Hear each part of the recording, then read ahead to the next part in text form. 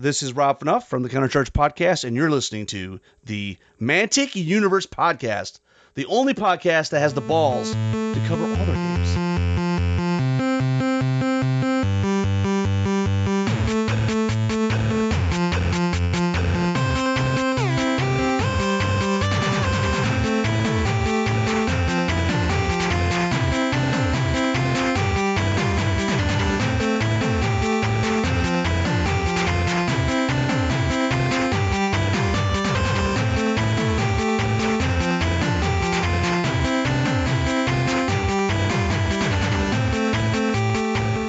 Welcome, you are listening to the Mantic Universe podcast. I'm Chris, and as ever, I'm joined by my good friend Clem, today with a good mic. Yay! Yay! Better sound quality. Perfect. And today we're lucky enough to be joined by Elliott Barratt, and at some point possibly Steve Hildrew, although that's to be seen. But we just wanted to get Elliott on, obviously, to talk all things the Companion app.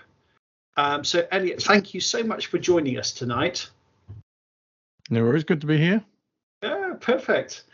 And we really appreciate you taking the time. Obviously, we've had a little bit of time to familiarise ourselves with the app, and it's just a great time to get you on just to have a little chat about it. So, thanks ever so much for joining us.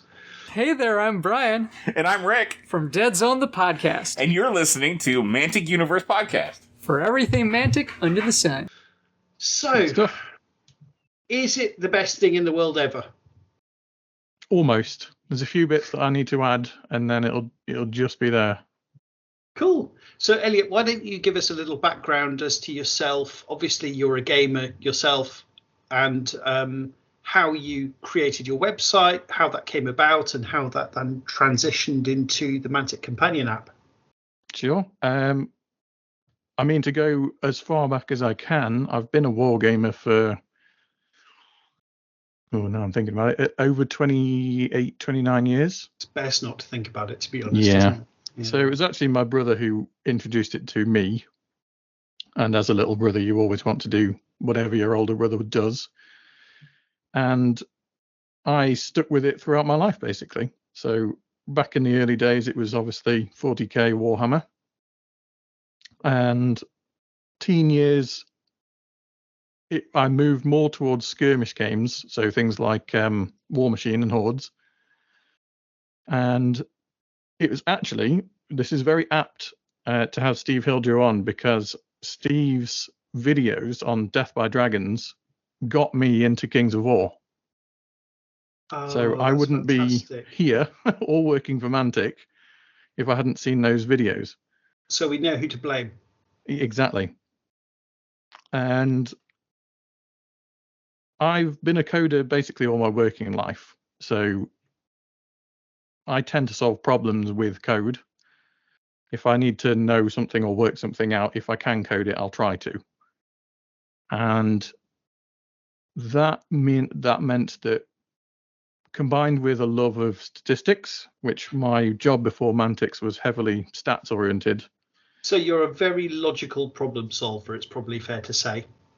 Now, you see, I've wondered about this. I either am, and that's why I do it, or I'm not, so therefore I need the code to do it. Excellent. Oh, excellent. But for whatever reason, it's one of those things where for code, I just found myself to be good at it over time. It was never really a direction, certainly not in the early years, but then I've grown into it throughout my working life. That's so interesting. So you didn't study at university or anything like that? Well, I did. The first time I encountered coding proper was when I did my first degree, which was nothing to do with code. It was audio production. But one of the modules on that was web development.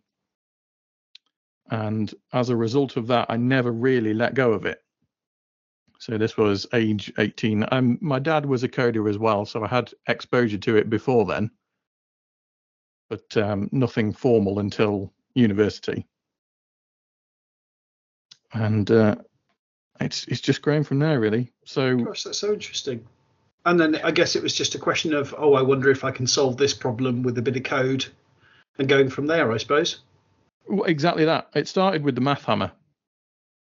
And there is, I'm not sure if you're aware, and people will be, there's a website called GitHub where people store their code repositories, literally the things they've made in code. And there is a Kings of War math hammer floating around there, and I wanted to get my head into it. It didn't have all of the bits that I want, so I really wanted to drill down into the combat side of Kings of War, which I now realize isn't the be all and end all of Kings of War. But at that point, it was, well, I need to make some decisions about what to buy, so I'm going to figure out what's the best statistically. So I stole some of the code, as coders do, and I referenced who originally wrote it in the comments, as you should, and built it out. And that was kind of the start point of Tactical War Games World.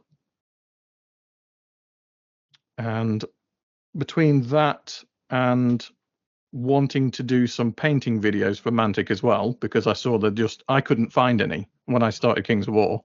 This is a great point. Yeah, this is a fantastic point. Yeah. That's how Tactical War Games World came about. It was just a place to put my videos, share the Math Hammer tool in its first iteration, and go from there. Oh, it's pretty much how the pod came about, to be honest. It's just like, I wish this thing existed. It doesn't seem to, so let's just make it. Because I did think that was interesting, because you had some kind of, this is how you paint a Forge Father on your website. Because I came across it probably in something like episode 3 or something like that, and I gave a shout out on the podcast. It just seemed like you'd gone to an extraordinary amount of effort, and I was really surprised I hadn't heard of it. And funnily enough, the last couple of years I've been trying and failing to teach myself Python. I'm not a coder, but it's kind of something I always felt I should do. And the little project I gave myself, which has gone almost nowhere, was to try and create a tournament tool with Python for Kings of War. But it really hasn't gone anywhere. But it's interesting. We both kind of had the same idea, except you actually followed through with it. Yeah, and funnily enough, Python is about one of the only languages I don't know. Does anyone actually know Python? Well, yeah, I get that impression. And I think mostly it's computer science. Yeah. That's where it's taught and used. Yeah, data scientists use it as well in my environment. But I have the impression a lot of people use Python just kind of hack around and figure things along the way. I mean, every time I use it for work, like it's like 1 week every year or something. It's just Google up a lot of stuff and then forget everything the next week. I don't know. You've just described coding in a nutshell. Yeah, that's true. To be fair, that's true for every languages. 99% of the time you just sat on Stack Overflow, which is a website for questions and answers. Yeah, I mean, knowing how to ask the right question and understanding which answers might be correct or worth trying out is 99% of the skill, right? That's true. It. Yeah, but the other thing is, I mean, why would you sit there for hours trying to figure something out when you know almost certainly someone else has solved this exact same problem, and, you know, it'll be much, much quicker to just go and check what someone else did. Yeah, unless you enjoy the process of figuring it out anyway. Oh, that's fair. Yeah, that's fair. Cool. Yeah, and if you've got loads of time. Oh, I mean, it's a hobby in itself, right? Elliot, thank you so much for mentioning that. It seems it's still recording, so sorry, dear listeners. There we go. So this is the bit I should edit out, but I almost certainly won't. Mr. Hildrew, are you on mute? Hello. So we're just about to be joined by some guy called Greg. Greg? And the last episode, I know. I'm Greg from Easy Army. Yeah, no. Oh dear, no. We'll get on to that later. So, Steve, so we've started recording. So we're just to bring up to speed. So hello. Elliot has firstly he's blamed it all on you. So it was your Death by Dragons videos and your natural charm and charisma that lured him into Mantic Games. Right. I wonder why he was talking to me. Yeah, well, someone's got to. And so if it wasn't for you, he would not be sitting with us today. So, he's to blame for Elliot's life choices. Yeah. Sorry. Yeah. And Elliot was just explaining the background of, his website and how his website, well, I suppose we're just about to get to how his website became Mantic Companion. But yeah. I think was it not just relentless self-promotion, wasn't it? I think with the sprinkling of MDF as well. And what's it, Elliot? That's what it takes to become a successful part of Mantic Games: relentless self-promotion and a sprinkling of MDF. That's all it takes. Yeah. So was it you'd created the site, and then Elliot, did you approach Mantic and say, "Hey, look what I've done. Look how clever I am. I can do stuff." Kind of, yes. What I had also done in the sidelines was start an MDF movement tray, little side thing, because as I was looking around on places like Etsy, I couldn't find movement trays. For some reason, Warbase's the website passed me by, but I approached a laser cutter guy and found that it would be fairly cheap just to set up an Etsy shop.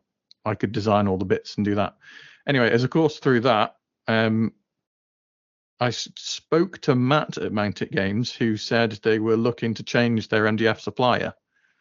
I says, well, I know just the person, that person being me. So I sat in the middle and supplied them with MDF for ages before I even talked about Tactical Wargames World or the app or anything like this. Originally, I was going to go down the route of designing and creating MDF terrain for them. So medieval looking houses, but designed with the factions in mind. So like Northern Alliance would be Viking-y style huts and things like that. Oh, this is exactly what I want to see for the game. Yes, please do it. So at why night. did this? So is this still talks ongoing, or it sounds like this is in the past tense? Is this not going any further? This is paused for the time being, but being as I'm within the company, it's something that we can do. I don't know if it's going to be thought about in the next 6 months, because during that time my fingers will be furiously typing for everything Companion. But yeah, I mean, they definitely strongly looked at it. So it could potentially be something in the future. Yeah, so Clem is very honest, but I'm super corrupt. So if you can get me some, I will give it a very good review. Well, the laser no questions asked. As I made one modular building that was like a Basilian type building. So you're more than welcome to one of those, because I can just do you one of them. I would like one of those, please, very much. This is, by the way, this is all going in the pod. I'm not editing this out. Fine. This is my corruption is very much going on. You do realize you have to afford the postage to Germany in this as well. It's not cheap. No, I'll pay postage. I'll pay the postage. Oh, you're going to pay the postage now? No, he's amended his offer immediately. Oh no, I'll pay for that. If you keep pushing, he'll end up paying you for the buildings as well. He's very, very pushable. I'm a very shrewd negotiator. Yeah, absolutely. Oh, fantastic! That sounds amazing. So, are you still making bases, or is that taken a? No, I stopped that because I joined Mantic, and the side thing I wouldn't be able to.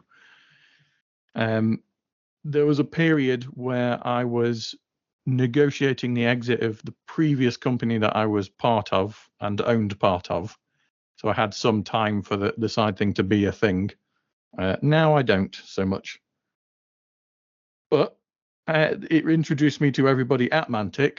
And then once I'd started speaking to other people in the office, I decided they were going to give me a job. And so I started on a furious campaign of making everybody use my stuff so that they would have no choice. I noticed the use of you decided they were going to give you a job there. Yeah. Yeah, no, I thought right. Absolutely. Yeah. I mean, you've got, extremely useful skills, and many of them, and, why not, Yeah, and I had effectively a year to prove it as well. and obviously this foot in the door with all the MDF stuff. So by then I was supplying them with all of the MDF bases, like the cavalry bases and things. So I was knocking at their door literally at least twice a month with deliveries, sort of nudging them, saying, by the way, I've got lots of ideas about what you should be doing. As we all do, to be fair. Yeah, absolutely. Yeah. Fantastic. And so, Elliot, just in case anyone's listening that doesn't know what the Mantic Companion App is, I'd be surprised.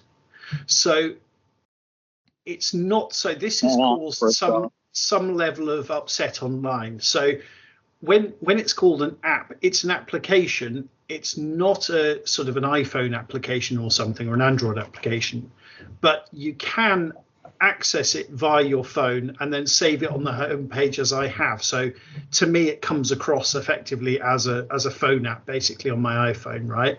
And so what you've done is it's a list builder. It's got Math Hammer stuff in there as well. It's got rules in there, and it supports Kings of War, Deadzone. Yep. What else do we have? Firefight. And I believe Armada is coming in January. I can't say January specifically, but very definitely early next year. Right. Fantastic. Fantastic. You also forgot to mention the tournament management stuff, Chris, in the features. Correct, yeah. Perfect, buddy. Perfect. And all of the rankings and events all in one place. So if people use this, it sounds super, super exciting. Correct. So I need to address the app in the room, as it were. It's funny because it depends on, I think, age group as to whether they refer to it as an app or not. As a developer, I refer to it as an app because it's been designed to be what's called a progressive web app, which, as you alluded to, means you can install it on a device, a mobile device, just like any other app. You just do it via a browser. And what you will find, I think, and has already happened just generally with apps in the market, is that apps that do stuff with information, mainly text-based, they will all be served via this same thing, this progressive web app. Whereas all other types of apps, which would be games and things, will remain on app marketplaces. So as a developer, it is an app. It's an app because you can install it, and it's an application that does something, just happens to be served via a browser. I think that's plenty of information on that. I don't think we're the kind of guys to go into, is it actually, should it be called app or not? I think we've addressed that. I was with you right up until you said it's an app, and then I lost you. I don't really understand the rest of it. Yeah. That's fine. And very quickly, is there any plan to make it also work when you're not connected to the internet, or? Yeah, so one of the things... require the server? At the moment, it requires a server. One of the development points that we've got in the future is to take some things to an offline mode. Exactly how much for the first release of that, I don't know. But certainly I would imagine just the rules, because that's a very easy thing to store on a phone, for example. Yeah, I mean, your own lists. Your own list as well is probably something you kind of want to see. Like, yeah, I know my local friendly gaming store has a very awful internet connection. For some reason, it's an old building. I don't know what's going on there, but I just don't get good cell reception. And so... Yeah, so to store the list, that's fairly simple to do. What is more difficult is to be able to build lists offline. Right. I mean, so I don't could build it and then store it. Yeah. Just being able to view the list, I think I'd be happy with. It's a first step. Yeah, I think it would be a good first step to, because what do you actually need when you're not home or stuff like this? I mean, when you're in public transportation, maybe if you're in the subway, but usually you get good network connection in the subway as well, or decent. And of course, you know who to blame for all of this anyway. Maybe in Germany, Steve Hildrew. But potentially, I mean, he's just a good target regardless. But for mockery. The people who design how armies should be built and the rules around it, because the validation is the very tricky part around list building. The rest of it's fairly easy. It's just stats and you're adding and removing things, but it's the validation behind that you need the server to do, which is why it needs an internet connection. So you could build invalid lists offline? Yeah, potentially. Okay. Yeah, I mean, the use case that I see is, as I just described, in my own use case, is really bad connection at the FLGS or when it's in a basement or some place like that, as some gaming clubs have. Then yeah. That's... And you obviously you couldn't submit it to a tournament or anything if you didn't have an internet connection anyway. So maybe if you could just create it and not validate it, just so if you're in a club or something, you could quickly come up with something. Yeah, I mean, I personally want to move so that people can build offline as well. It's just a hell of a lot of work from where we are now. Right. And I've got to ask while I remember, I know Vanguard has been mentioned about, maybe Ronnie said getting the Vanguard rules in the app, but at the moment, are there any plans to get Vanguard into the app? There are plans to get all current rule sets in the app. I don't actually know what current rule sets is defined as at the moment. It's ready and waiting. So at such point as they say, we want this in the app now, it'll be a few days and then it's in. Right. Yeah, that's fair enough. Cool. So, Clem, Steve, you've had it for even longer than we have. Clem and Steve, we've had access to the app now for at least a week. What's our initial feedback? What are our initial thoughts? And, don't spare Elliot's feelings, really lay into him. I don't care about Elliot's feelings. God, I've met him. I'm English. The app's based on Tactical Wargames World, right? Which we've been using for the list builder part of the app, right? Which was my preferred list builder anyway. So that part of it is fine. I think there's just a bit of validation of a bit of the rules, making sure that they're all in there, and then it'll be fine. So Steve, did you prefer it to Mantic Easy Army? 100%. It was 10 times better than Easy Army. Easy Army was very clunky, and you couldn't if you added a formation, you had to start a whole new list if you wanted to take it off. It was there was some silly stuff. There was just legacy bits left in Easy Army. So I was happily using Tactical Wargames World anyway. I think Elliot's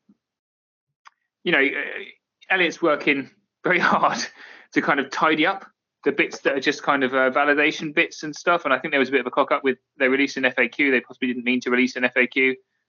But I think that's all being resolved now, isn't it, Elliot? So no comment. Oh look.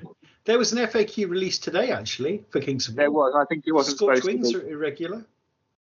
I think it was supposed to go into. I'll say it because Elliot's not allowed to. I think the FAQ was supposed to go into the app, and I think there was just a bit of a miscommunication. But it's just teething problems. It'll be sorted out. The app is and should be the holy grail, the holy Bible with regards to the rules, right?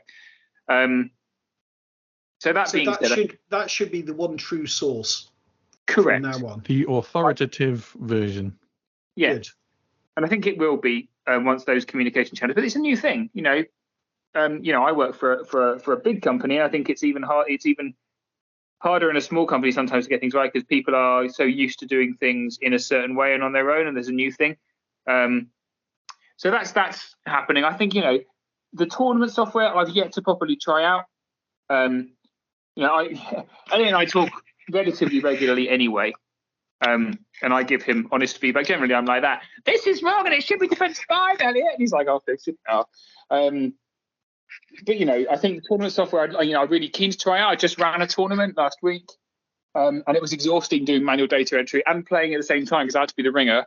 Was that desperate. The Bull Run, Birmingham? Yeah, the Birmingham Bull Run. Yeah, amazing. And I'm very keen to use software and how people enter their own results. I think we just need to kind of iron out some of the teething problems with, a software that's not been really used publicly before, and then we can crack on. But yeah, I'm massively supportive of the Mantic Companion and its principles. I think it should be the de facto list builder tournament software. It definitely rules. Having the rules on hand is brilliant because I can just cut and paste stuff to prove that I'm right, which is all I really care about. So how far can we go and how strong can we talk in terms of, is this going to reshape the way Mantic operates? I think it's fairly public by now that Ronnie sees the app as the start of moving at least our little corner of the industry that way, by having living rule sets, still in a controlled way, in a periodic way, having updates and things. But what it allows us to do is so much greater than being forced to print things, is the basics of it. And the fact that we can continually improve things. So, for example, the rules as you access them at the moment, that's the least I could do to get it functional. There's so much more that I want to add to the rule set to make it as user friendly as possible and as useful to people. And the same applies for all of the tools.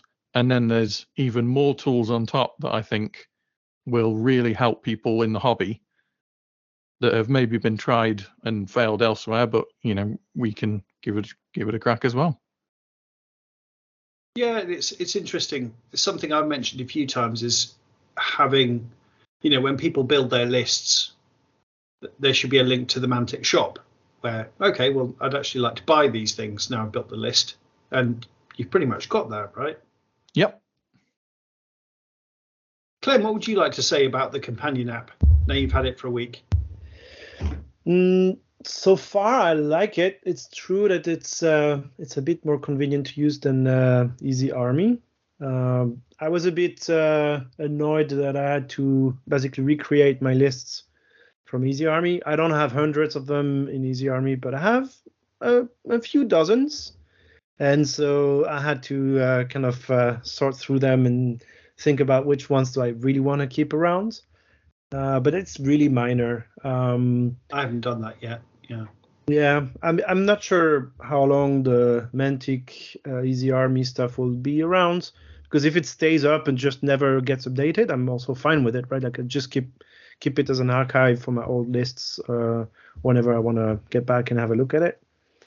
But just to be sure, I transferred a few of my current lists, let's say. And yeah, I mean, it's quite exciting to have everything under the same in the same app, and from inside of Mantic, I think for me is also a pretty good sign, because it means they take it seriously and they want to invest some energy in having the rules always up to date in the app, and kind of use digital tools to stay in touch with gamers. So that part, I think, really is going in the right direction. I've already mentioned my main concern is I want better prints, like better PDF output, but I'm sure that's something that will come out at some point.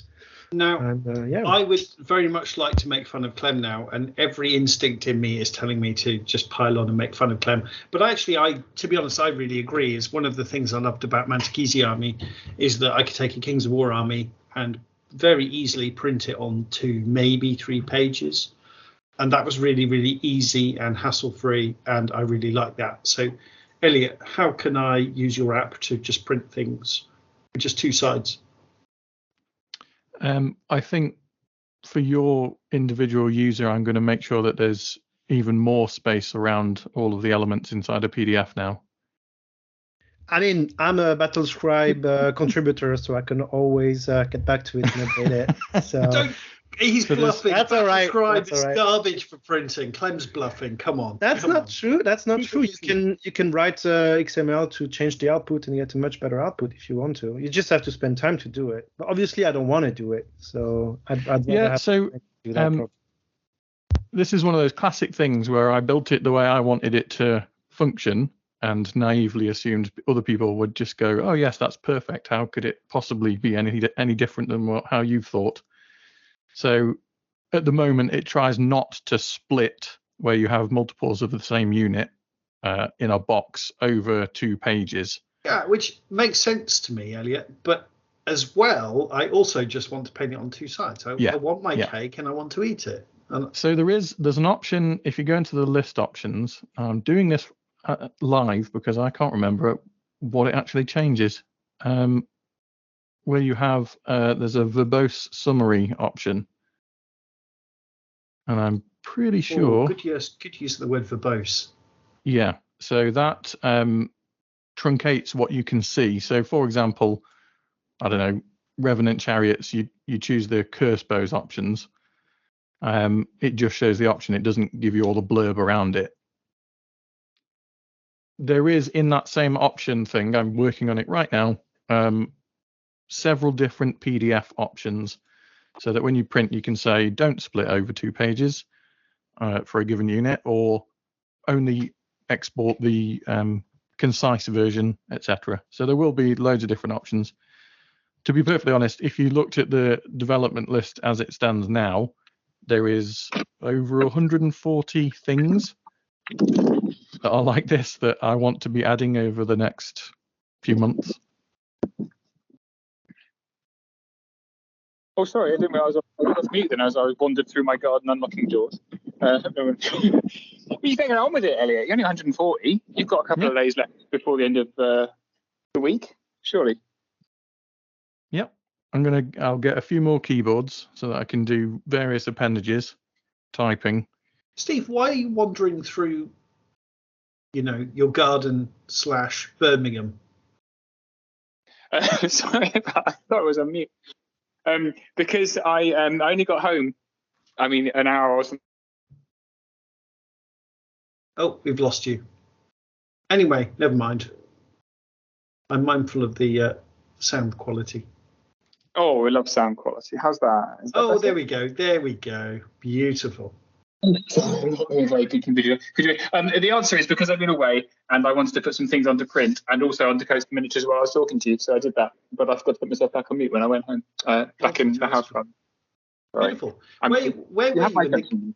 Let's picture the scene. Were you in the garage? Or was this a shed type situation? It was in the garage. I was in my garage, surrounded by little bits of resin, which I dropped while I was talking to you, and they smashed into several thousand pieces, and I swore loudly. But I was on mute at that point. So.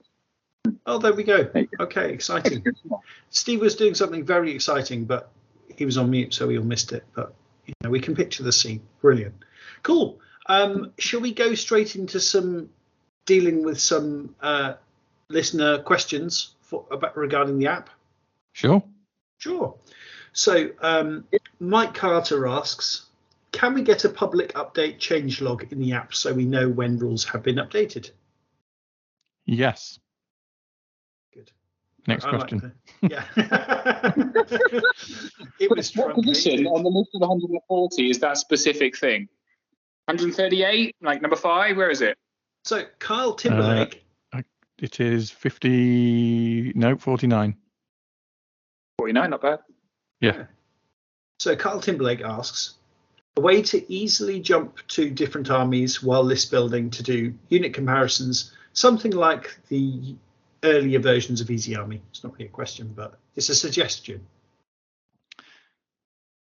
So I'm unsure whether he means for the MathHammer integration in the list builder, or he means just looking at the stats while you're in the list builder. I'm also unsure of that. Could be either. So to the former, one of the things we've wanted to add even before the release of the companion was the ability to compare units in the MathHammer integration. So at the moment, the little flyout comes out when you look at the MathHammer pre-done stats for a unit. In that flyout, there will be, at some point in the future, a little drop-down box or a search box that you type in the unit that you want to compare it with. And it will save that comparison to your current viewing session. So you can sort of build up a list of units that you want to compare across. Just looking up the stats of another unit, I haven't actually thought about, but it seems kind of like a good idea. I suppose the use case is, what is he looking at other armies for when he's trying to build a list in one army? I mean, is he deciding, for example, which army to even build in at that point? He could be. He could be looking for dirty allies. Yeah. Yeah, it could be. Yeah. It's the dark arts. I think we can say that for sure. Maybe he should just send an individual query through. It's number 152 on the list right now, Kai. Yeah, let's go with that. Right. Absolutely. Yeah, Kyle, if we haven't answered your question adequately, kindly let us know on the Facebook group, and we'll have another crack at that.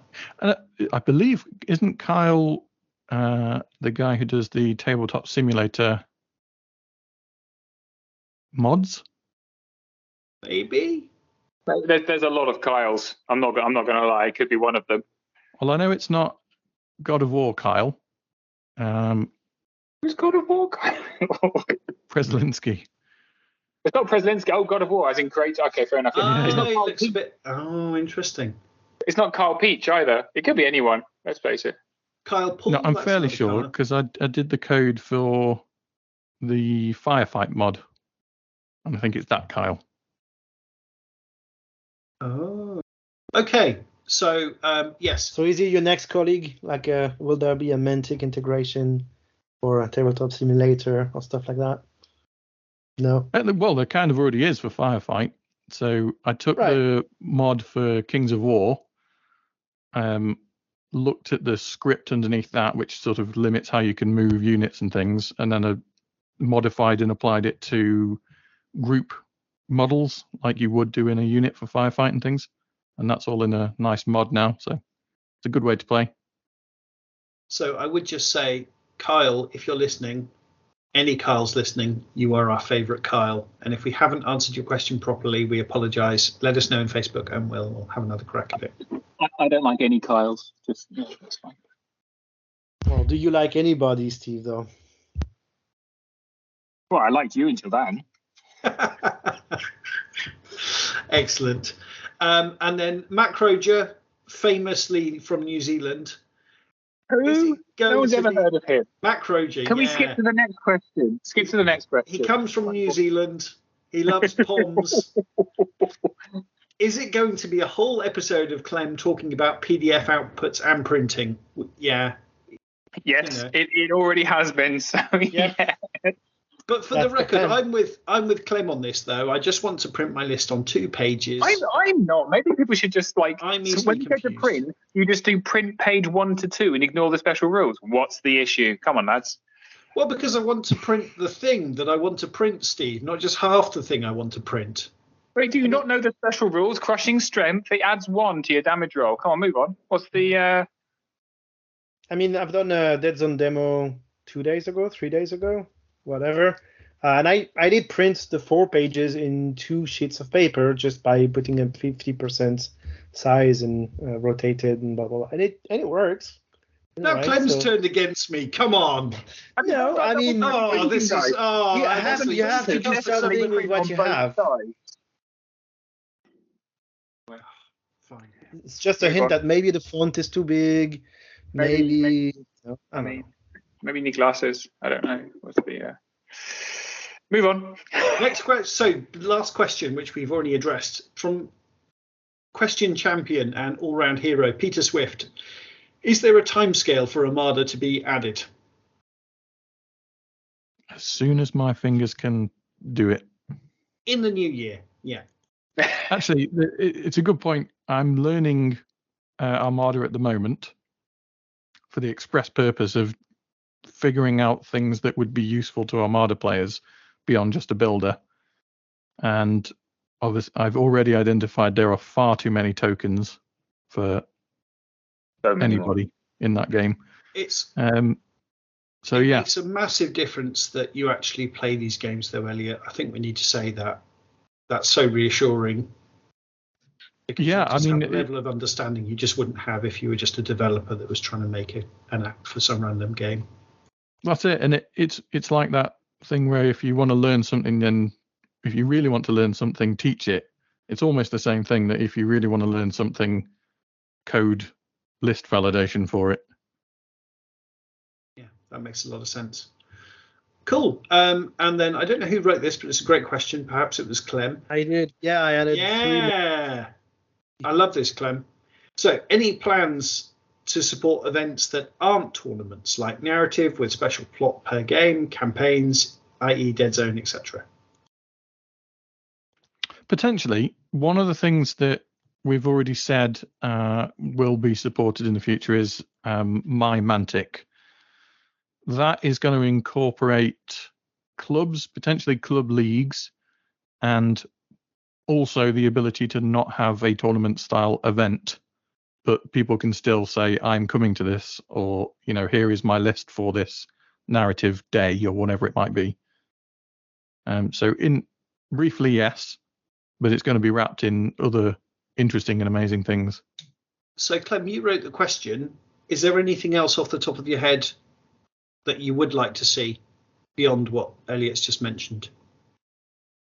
Well, I'm not too sure. I mean, as you know, we've been playing around with like different types of gaming events, gaming days, and not make them tournaments. And to be honest, I'm not 100% sure what you need support with for these kind of events.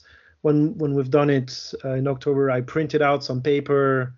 I guess that could also be displayed in an app.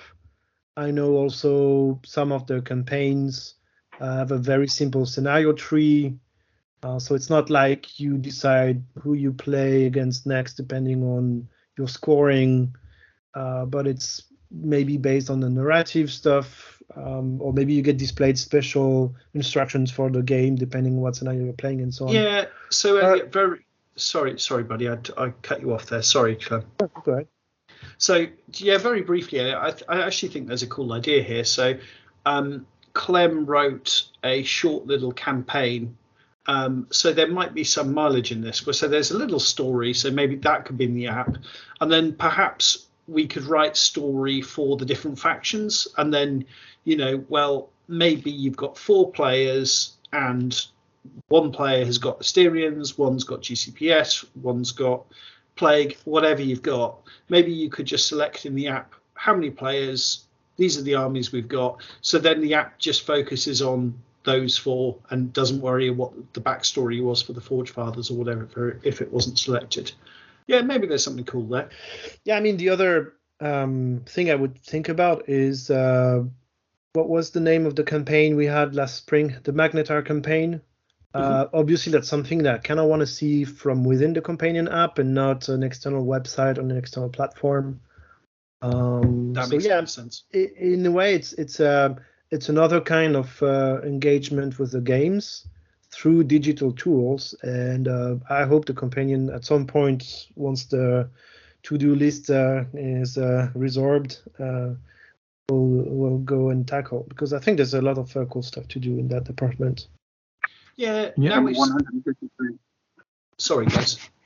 No, it's even earlier than that, because it will be. We've already said we're going to run the campaigns through the companion now for all the data collection.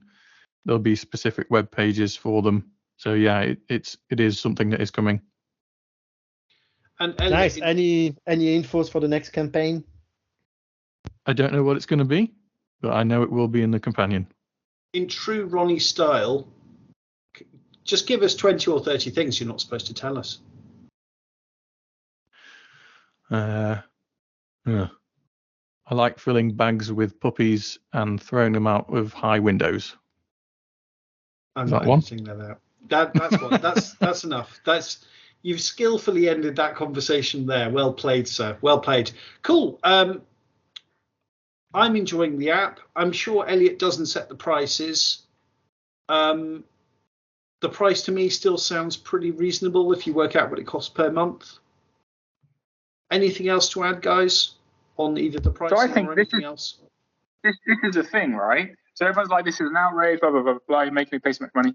But the way I think about it is we pay, £25 every year for a Clash of Kings book update, right? And we were paying £30 a year for Easy Army. So this app is already cheaper than that. I think the issue is it's come so soon after we've paid however many pounds for the Red Book, and that's why people. But actually, if you think about it, this is less money than you would have been paying normally, and you're getting everything and a living rule book in it, and your list builder. I just think maybe take stock of that a little bit. Maybe you didn't buy the books, maybe you stole them. Well, in which case you're a criminal, and I have no respect for you. And also, the all-in subscription is only going to get more valuable over time. In fact, all of them are going to get more valuable over time as things are added. No one game is going to just be left with as it is now. Features are just going to be added and added and added. So yeah, it will get more. You'll get more bang for your buck as we go on. Like STLs, right? Are they going to add STLs to it? Silence.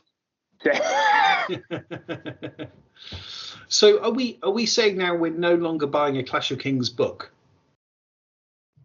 I might buy one anyway. I quite like the book. But... Yeah, I quite like to have, even if I know it's out of date by the time I get it. Still like to have a paper book. Yeah. What it allows us to do as well, though, is say if we want to do a supplement for any given game, one of the things I think is pretty cool is the ability to have a central place where beta rules might be, so that the whole community can be involved with how things in the rule set evolves. And in that sense, it bypasses the need for a book like Clash of Kings, or it provides Clash of Kings, the book, as in the physical book. It can be its own unique thing. It can contain other stuff that doesn't necessarily just have to be pure rules and stats that you would find in the app. So if this came out probably 2 years ago, would we have maybe found the Firefight beta rules in the app? Yeah, exactly that. For future games, there may be something similar to that where everybody has access, but it's also more structured then, because then we'll have specific forms for specific things that we want people to give feedback on. The ability for versioning and seeing how something evolves over time. That sounds really good, doesn't it? Sounds really powerful. Yeah. So I'm hoping to see a Mantic spaceship combat game in the app shortly, to be honest. That'd be great, wouldn't it? I'm enjoying Armada so much that I, for one, am lobbying for a Mantic spaceship game. That sounds really cool. I'm looking forward to getting my Asterian ships with loads of shields. Cool. That all sounds great, guys. What have we not mentioned regarding the app?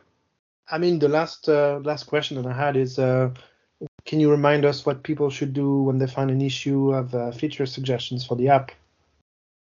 Like, is there a place to contact you, or? There are several. I try to keep across all social media on the hunt for those things anyway. The best way is actually use the contact form on the companion itself. That will find its way directly to me, and it also lets me file it nicely. Yeah, that's the main thing, right? Yeah. Yeah, exactly. If it's something like a stat error, then even just a DM is fine. Suggestions and feature requests, things like that, I'm always on the hunt for those, because I'm pretty sure I haven't thought of everything, and I am not above stealing all the good ideas. That's the trick. And then I think probably last question, how sad is Greg? I think he's okay. I don't know. I've not spoken to him. Have you? I think relieved, probably. Yeah. Although, I mean, I would thank him for Easy Army existing at all, because that's another thing that got me into Mantic Games. Obviously, I used that when I was building my first armies. It was the impetus for me to make the decision to try and build my own. Yeah, just you work. Can't imagine that conversation with you. Hi, I'm the guy that's has replaced you. Thanks for your hard work. Kind regards. But The talented Mr. Ripley. Yeah, and I found it was always an enduring mystery, the identity of Greg. He's just been a kind of a shadowy figure. He's like Mac War, except we know who Mac War is. Loitering around the fringes of Kings of War society. Yeah, the Kaiser Soze. That's exactly right. Exactly Is who he Greg is. in the UK? Is he in the US? Do we know? American, I think. Is he? Yep. Let's. Or is he? Or is he? I think it's. I have no idea who it is. I'm lying. I wish Greg well. Maybe he's really called Kyle. Who knows? He probably is called Kyle. Everyone seems to be. I'm going to change my name to Kyle. Seems like a cool name. I think it's about time you did change your name, though, Steve, to be honest. You're getting a lot of heat nowadays, Assuming that Steve's my real name, I'm just saying. Oh, absolutely. Putting that out there. Yeah, I mean, it's suspicious enough that you say you live in Birmingham. I mean, it's going to raise questions, Steve, No one would lie about that shit. I mean, God, why on earth would you live in this god-awful town? My number one worry, I think, would be I'd be terrified that my kids would get Brummie accents. Well, I've raised 3 children here, and none of them have got a Brummie accent. They've all got quite normal, kind of posh BBC announcer type accents. They all sound like Elliot. But he's from Telford, so imagine that. No, but whoa. Back up. Not from Telford. Definitely I'm a Staffordshire boy, me. Staffordshire, you're Black Country. Good God. Not Black Country. No, not Black Country. Where's I never quite nailed down. Where are the Yam Yams from? Is that Black Country or is that Staffordshire? Well, it's in Staffordshire, yeah, Cannock. Yeah, I'm all right. You're right there, Bob. I'm dreading to ask, what's a Yam Yam? Yam Yams. Oh, Yam Yam boy here. We call them the Yam Yams. They have a very Yam Yam type accent. See, this is going in the pod. What? They replaced the word you with yam. So Yam. Are you all right? Yam all right. Yam all right then. Oh, I see. Okay, interesting. Would yam on for dinner? Because when I used to work in the hospital, there used to be there's one lady who says, "What you got nice free lunch? What you got nice? What you got nice today?" What you got nice is not a sentence. And I'd be like that. I've got a ham sandwich like normal. Thanks very much. Maureen, whatever you're called, Deirdre. Can't remember her name. Anyway. And that was the cultural with segment. the least amount of accent. I hope you didn't tell her that and then give her bad medical news. That's all I hope, Steve. To be clear, she worked in the hospital. She wasn't like a patient. I wasn't like every day there was the same patient there asking about my lunch. It was, a secretarial member of staff. Fair enough. Right, and that concludes our conversation on the app, I suppose. Fantastic. And Steve, would you like to tell us something? What? I can tell you that I'm working with Milliput, which is something I said I would never do again because I hate Milliput. I hate Milliput with a fierce passion. I'm crafting a saddle for a giant lizard monster. Because I printed them in 4 pieces, and then I tried to green stuff the 4 pieces together, and what I have is 3 very obvious joins. So then last night when I was staying in a Premier Inn in Camberley, I came up with the idea of using the Milliput that I had lying around, because I don't use it because I hate it, to craft like the saddle to cover up the big joint, which is what I am now doing. So Milliput hates it. So as you're staying in the Premier Inn, so have you got your work stuff and then you've got an extra bag of hobby stuff to take around with you? Is that what's? No, that was just in my head. I'm back home now. I was just mentally. Right. I was mentally hobbying. Milliputting. Okay. Yeah. I'm too lazy to mix Milliput properly, which is not a good sign for a hobbyist. It's very speckled, this Milliput I have mixed. He's about 4 years old. That's probably why. Okay. Yeah. I think Chris Walsh when he does his incredibly beautiful sculpting. Have you seen Chris Walsh's sculpting? I don't know who Chris Walsh is. Yes. Oh, wow. Maybe Kyle Walsh. You must have seen his stuff. He's like the most talented hobbyist in Kings of War. He's extraordinary. He's the guy that crafted those giant castle of Bristol Dwarves and all the weird fish people. Okay. Go to. Have you got Instagram, Chris? No. You haven't got Instagram. What is wrong with your life? Okay. I'm gonna send you I some stuff. technically do have an Instagram account where I call myself Painty McPaintyface, but I don't go on it. I quit Twitter when Elon Musk, was rumored to be buying Twitter. That was enough to push me off it. It's not Twitter, it's Instagram. It's something very different. Well, the only reason I'm still on Facebook is that it has all the nerdy groups like Kings of War and such. Oh, that's the same. I got rid of everyone that wasn't involved with the hobby because it was just too embarrassing after a while. Let me find him I'm going to find him on Instagram while we're talking. Talk amongst yourselves. I'm just looking at his stuff on Facebook now. So it's perpetual_painter on Instagram. You will see his quite extraordinary hobby work. But what's in there is all the progress shots show that he is clearly using a mixture of milliput and green stuff. And I do not know how he manages to work with milliput because it is the worst hobby material. It just goes like, it's all over my fingers even as we're speaking. That's not a phrase I use very often. I hate milliput. Chris, I've been trying to persuade him. I've been trying to persuade him two things. One, to come to my house and play games with me, which he won't do. He keeps making excuses.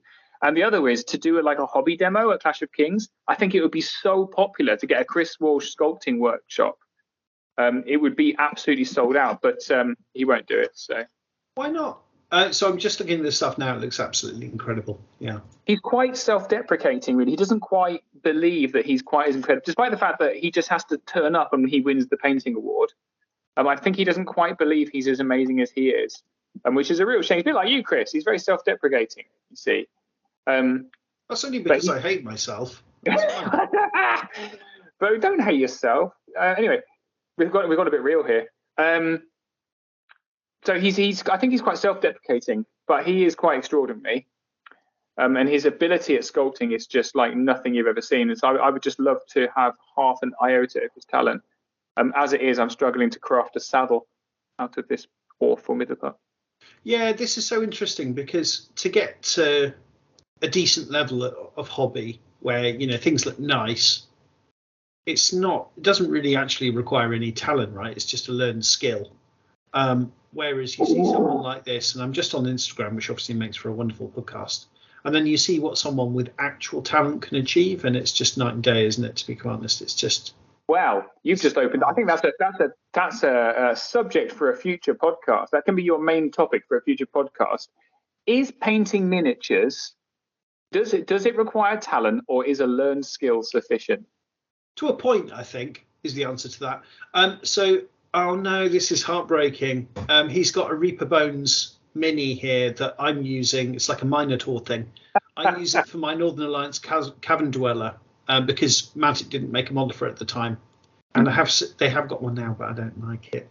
And this I'm quite happy with my Cavern Dweller model, but this is just 1,000 times better. You were happy, and now you're going to throw it in the bin. Exactly. Now it's garbage. What am I doing with my life? What's the point? My goodness, he is a talented chap. I played him, so I went to his local club, which is called Board in Brum, even though it's not in Brum, it's in Dudley. And this is irrelevant to anyone who doesn't know anything about England. So anyway, I went to visit him, his local club, and we played a game. And it was a bit like going out for, if you go out for, you're hanging out with a very, very attractive friend, and people are constantly coming up and hitting on them. Right. It was a bit like that, except everyone was coming over and kind of cooing over his army.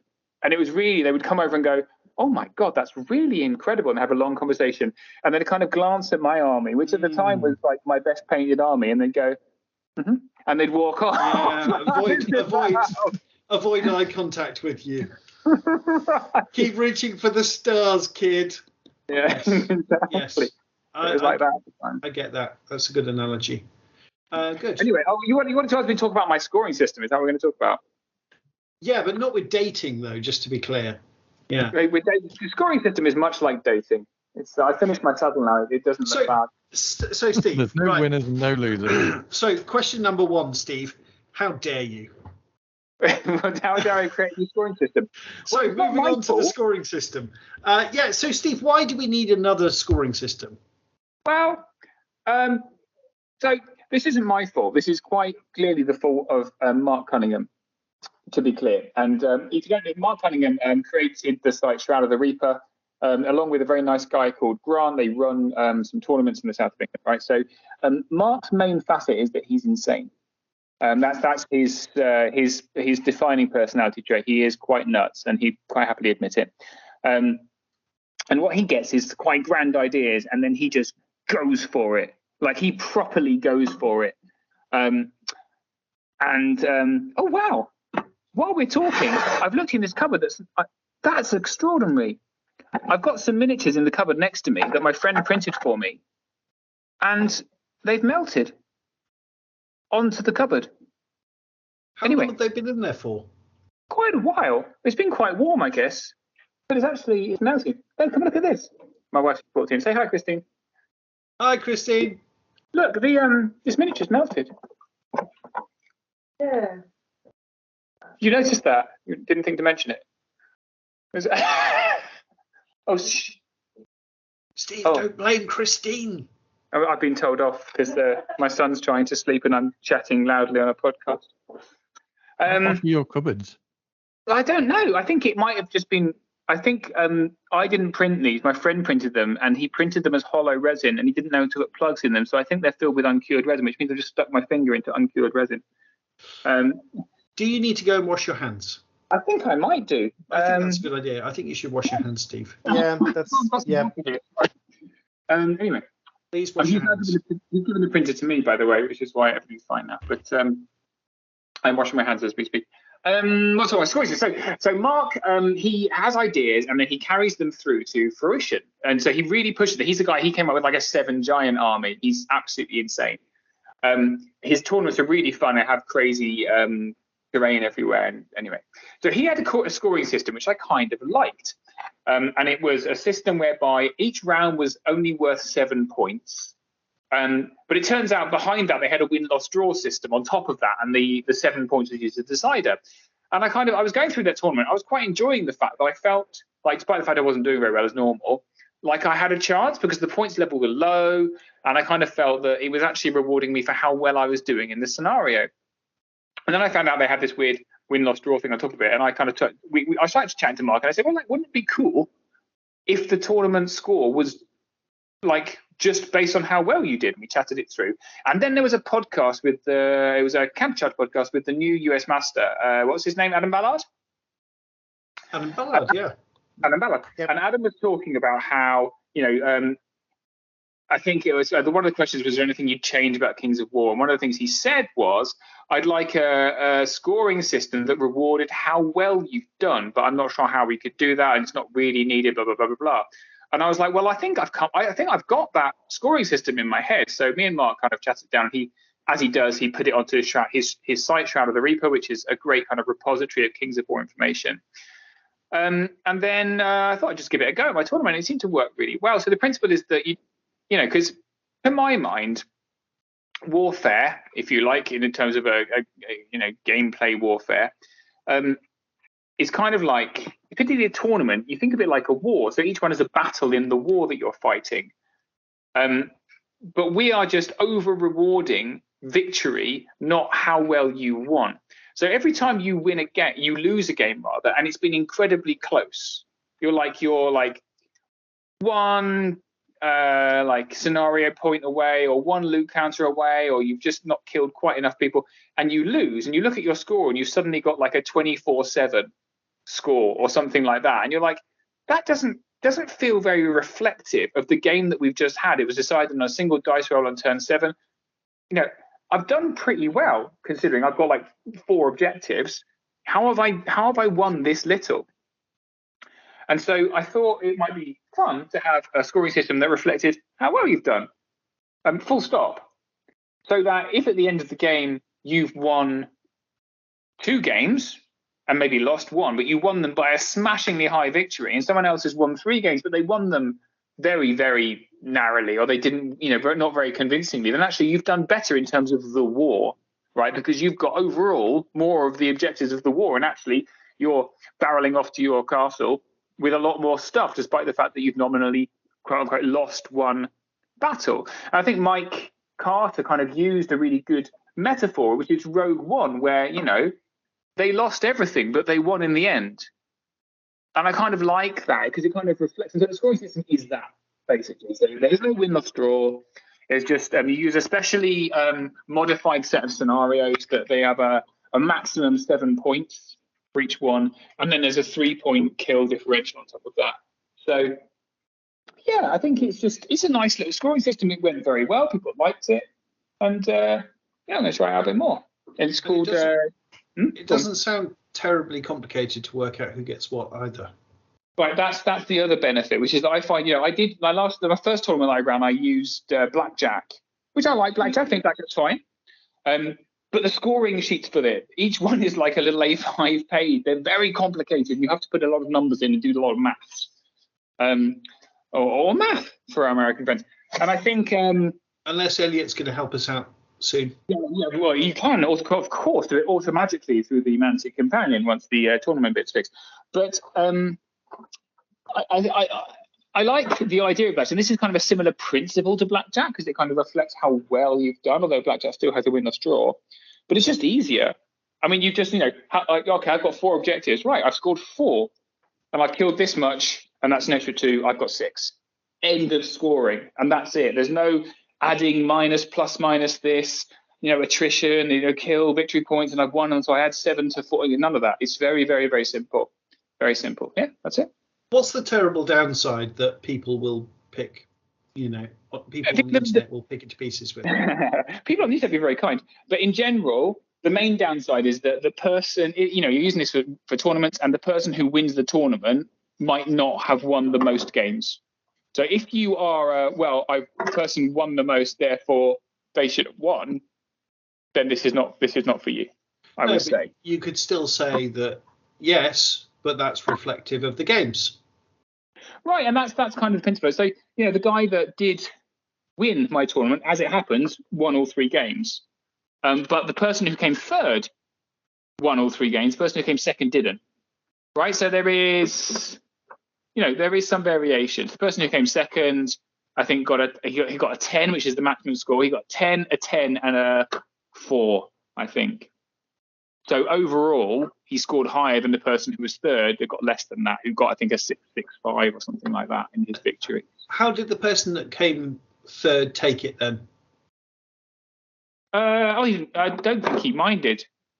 Who was it? I can't remember now. No one seemed to mind. No one complained, certainly.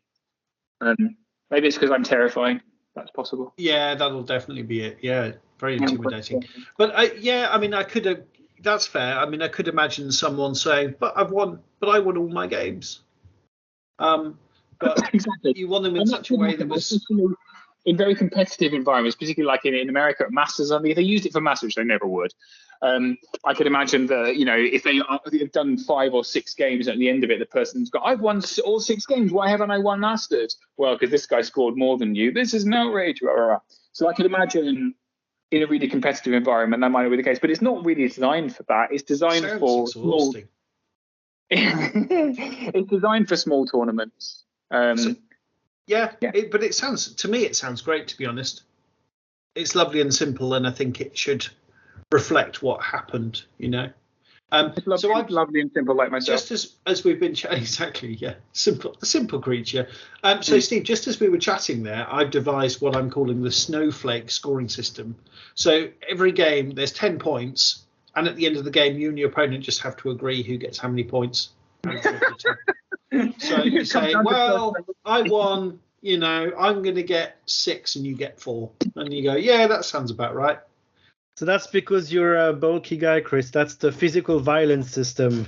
That's right. It's not. No, it's not like prison rules. It's I call it the snowflake system. It's like it's the anarchistic. Okay, we sit down. We've only got limited resources, and we have to assign them between the 2 of us in a fair way that reflects the game. It's not to threaten the other player into winning. It's just I'm taking all 10 points. It's like, well, you tabled me, so you can have 9. I, killed that clarion over there, so maybe I can get 1. Yeah. Anyone going for this? Tournament by feeling. Yeah, exactly. Yeah. I'm just going to walk in and go, do you know what, guys? I feel like I'm going to win this. And everyone goes, oh, fair enough, then here's the points. And everyone just goes home. How's that? And that's taking Depends it on a the step prizes. further. I've got this, guys. Don't worry. I've got this. I'm going to win all my games. Possibly. Yeah. Yeah. Okay. Well, that's interesting.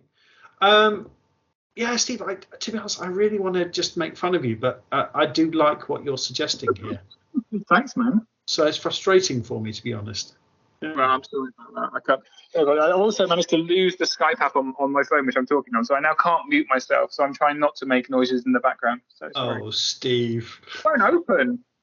Bloody phones. Hang on, I'll be back in a minute. Nice. Clem, I what do also you like think about the scoring systems, just in general? Not much. I'm not really the kind of person to study them too much and try to figure out what I need to do to win.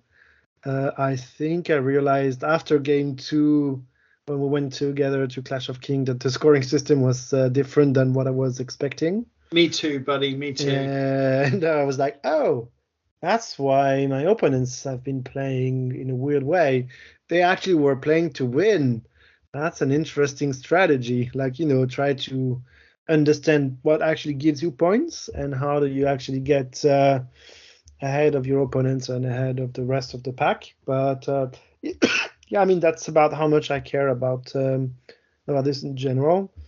I do agree, though, that it's a bit frustrating when you get a 5 to 15 win ratio and it's like what decides a win or a loss is there a turn 7, right?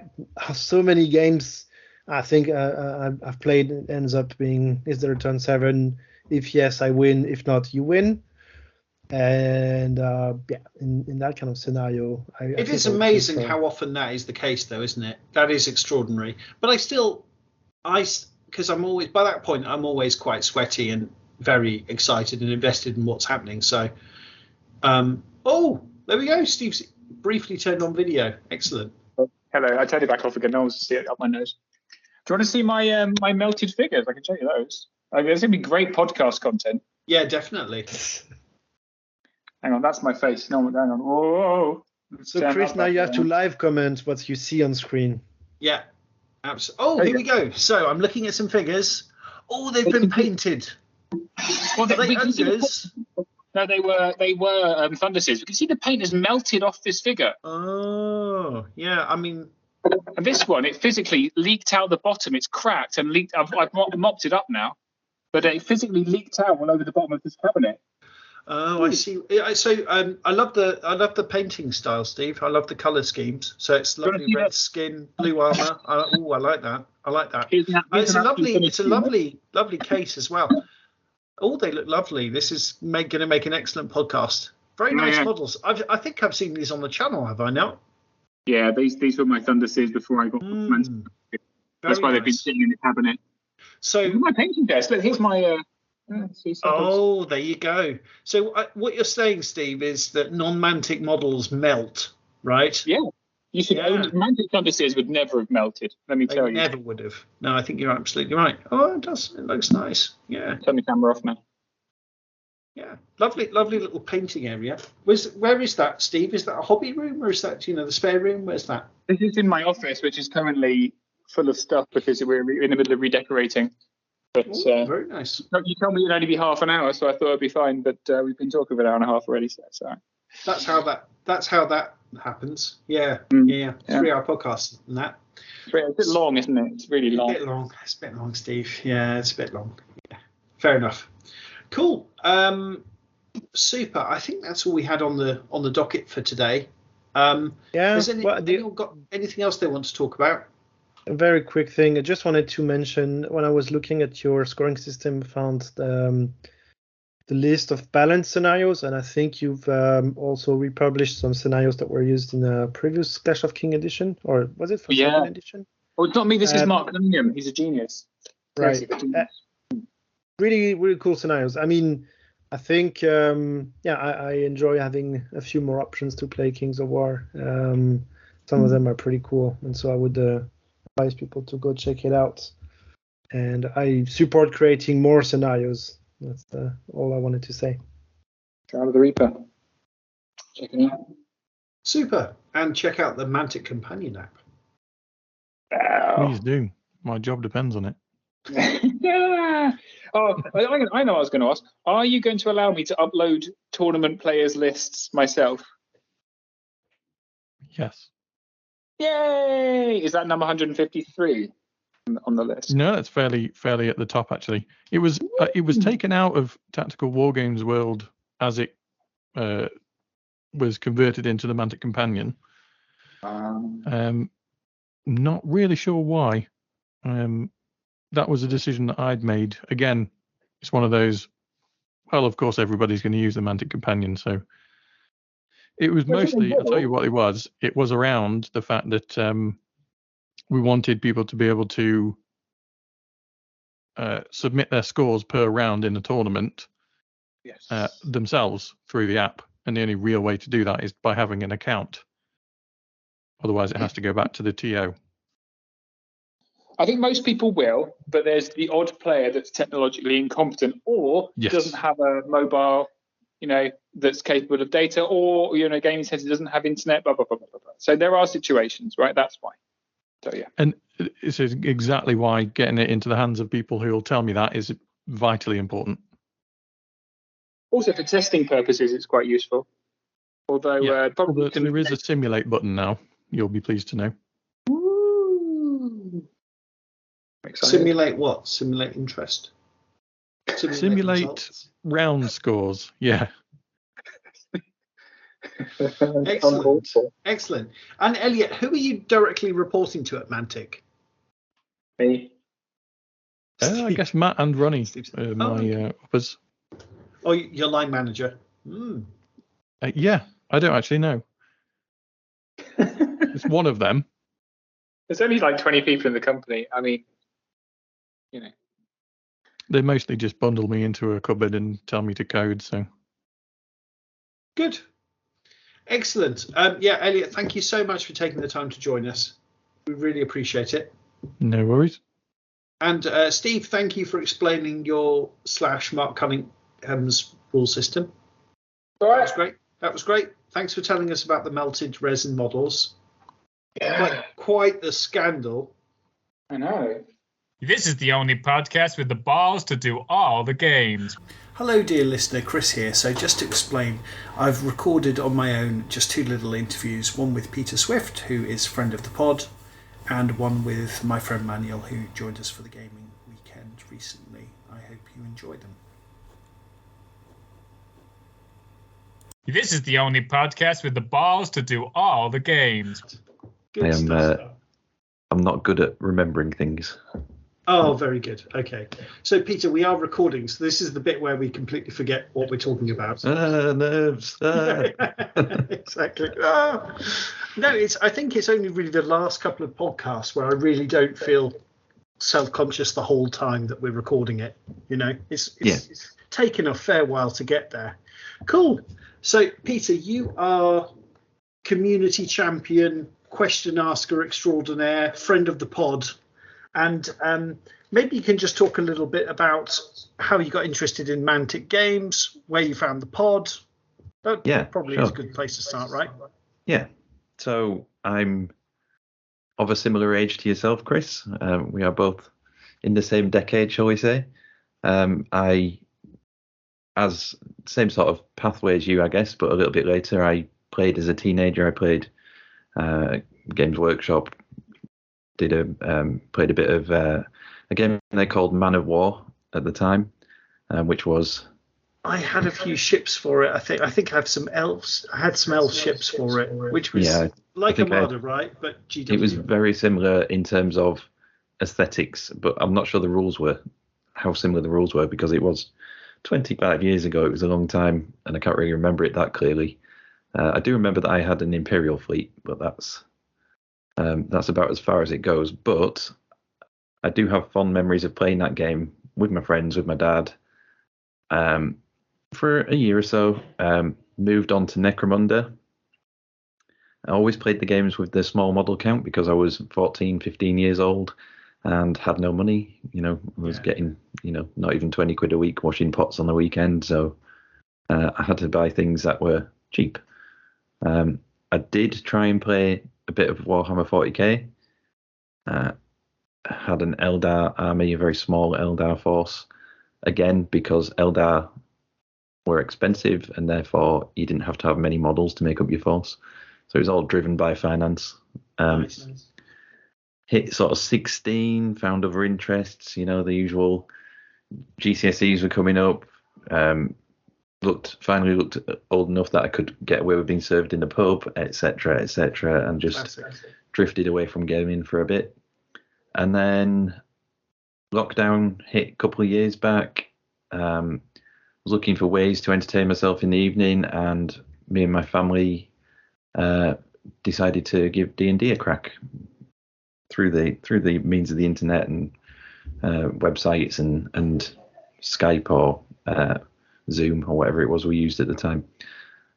And then when lockdown ended, we got to play in person, and people brought miniatures, and I thought, I used to love having these. I used to love playing these games. So maybe 6 months ago, sort of seriously started thinking about getting back into tabletop gaming, and just threw myself in. And because of my memories of Man of War, and because I then found out that Mantic were now doing Armada, that was the entry point for me. Where I am currently, there's a really good scene. There's a shop in the nearest town to me. It's only a small market town, but it has a good community and a good gaming shop. They stock Armada. They stock all the Mantic stuff, really. And this is, sorry, Peter, this is Claw Shots, right? Clan Shots. Clan Shots, that's it. Yes, that's right. Haven't been going long. They themselves only started, I think, in 2019. So they were going less than a year before COVID hit, lockdown hit. But they've been very adaptable, and they survived the lockdown. They were delivering games to people on their bikes and things like that, and found ways around it. And they've gone from strength to strength, I believe. Really friendly local gaming shop. Everybody's very welcoming. They've got all sorts of different scenes. They've got your usual, 40k Age of Sigmar players, but they also do Magic a couple of nights a week, and there's Blood Bowl League. But then there's a local Pathfinder as well, Craig McCartney. He is really enthusiastic and really driven, and he's really driving the scene for Mantic in the area. So he's been arranging he's done a Kings of War tournament, he's done a Deadzone tournament last weekend, which was my first ever tournament, which was brilliant. Has arranged another Deadzone tournament for February, which is going to be fantastic. So after a big gap, I was feeling quite nervous about getting back into it. It's a bit of a leap, because obviously you've got to invest to start with. You've got to get all your paints and your brushes and your starter sets if you need starter sets, that sort of thing. But they've made it really easy for me to get back into it. I spoke to Kian, who works at Clan Shots, explained to him about Armada and how I used to play Necromunda, and he said, well, actually, Necromunda is still around, but Mantic do this game called Deadzone that you'd probably like if you like that.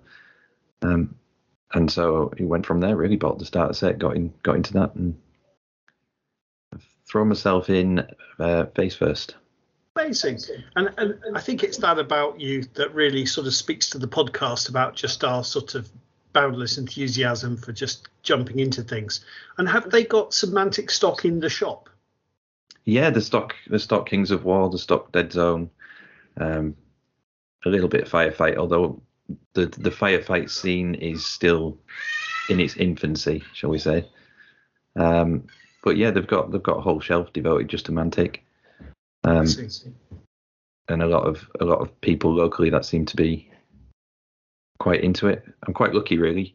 One of the people that played in the Deadzone tournament last weekend, he'd actually travelled up from Oxfordshire, it would have been a 3.5 hour drive for him, but he was actually luckily visiting family in Yorkshire that weekend, and it just happened to coincide so he could take part in the tournament. But he was saying where he lives is quite a rural area, and there's literally him and one other person that he can regularly play Deadzone with. Yeah. And it gets a bit difficult when you're playing just the same person every time. It gets a little bit turgid and stale, and yeah. after you've played about 4 times, particularly if they're not changing the list, Yeah.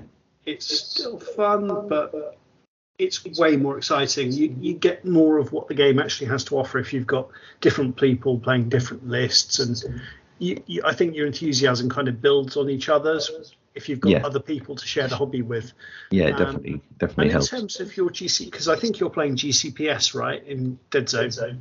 Yeah, badly, but yes. Did you start with just the 2-player starter box? What did you do?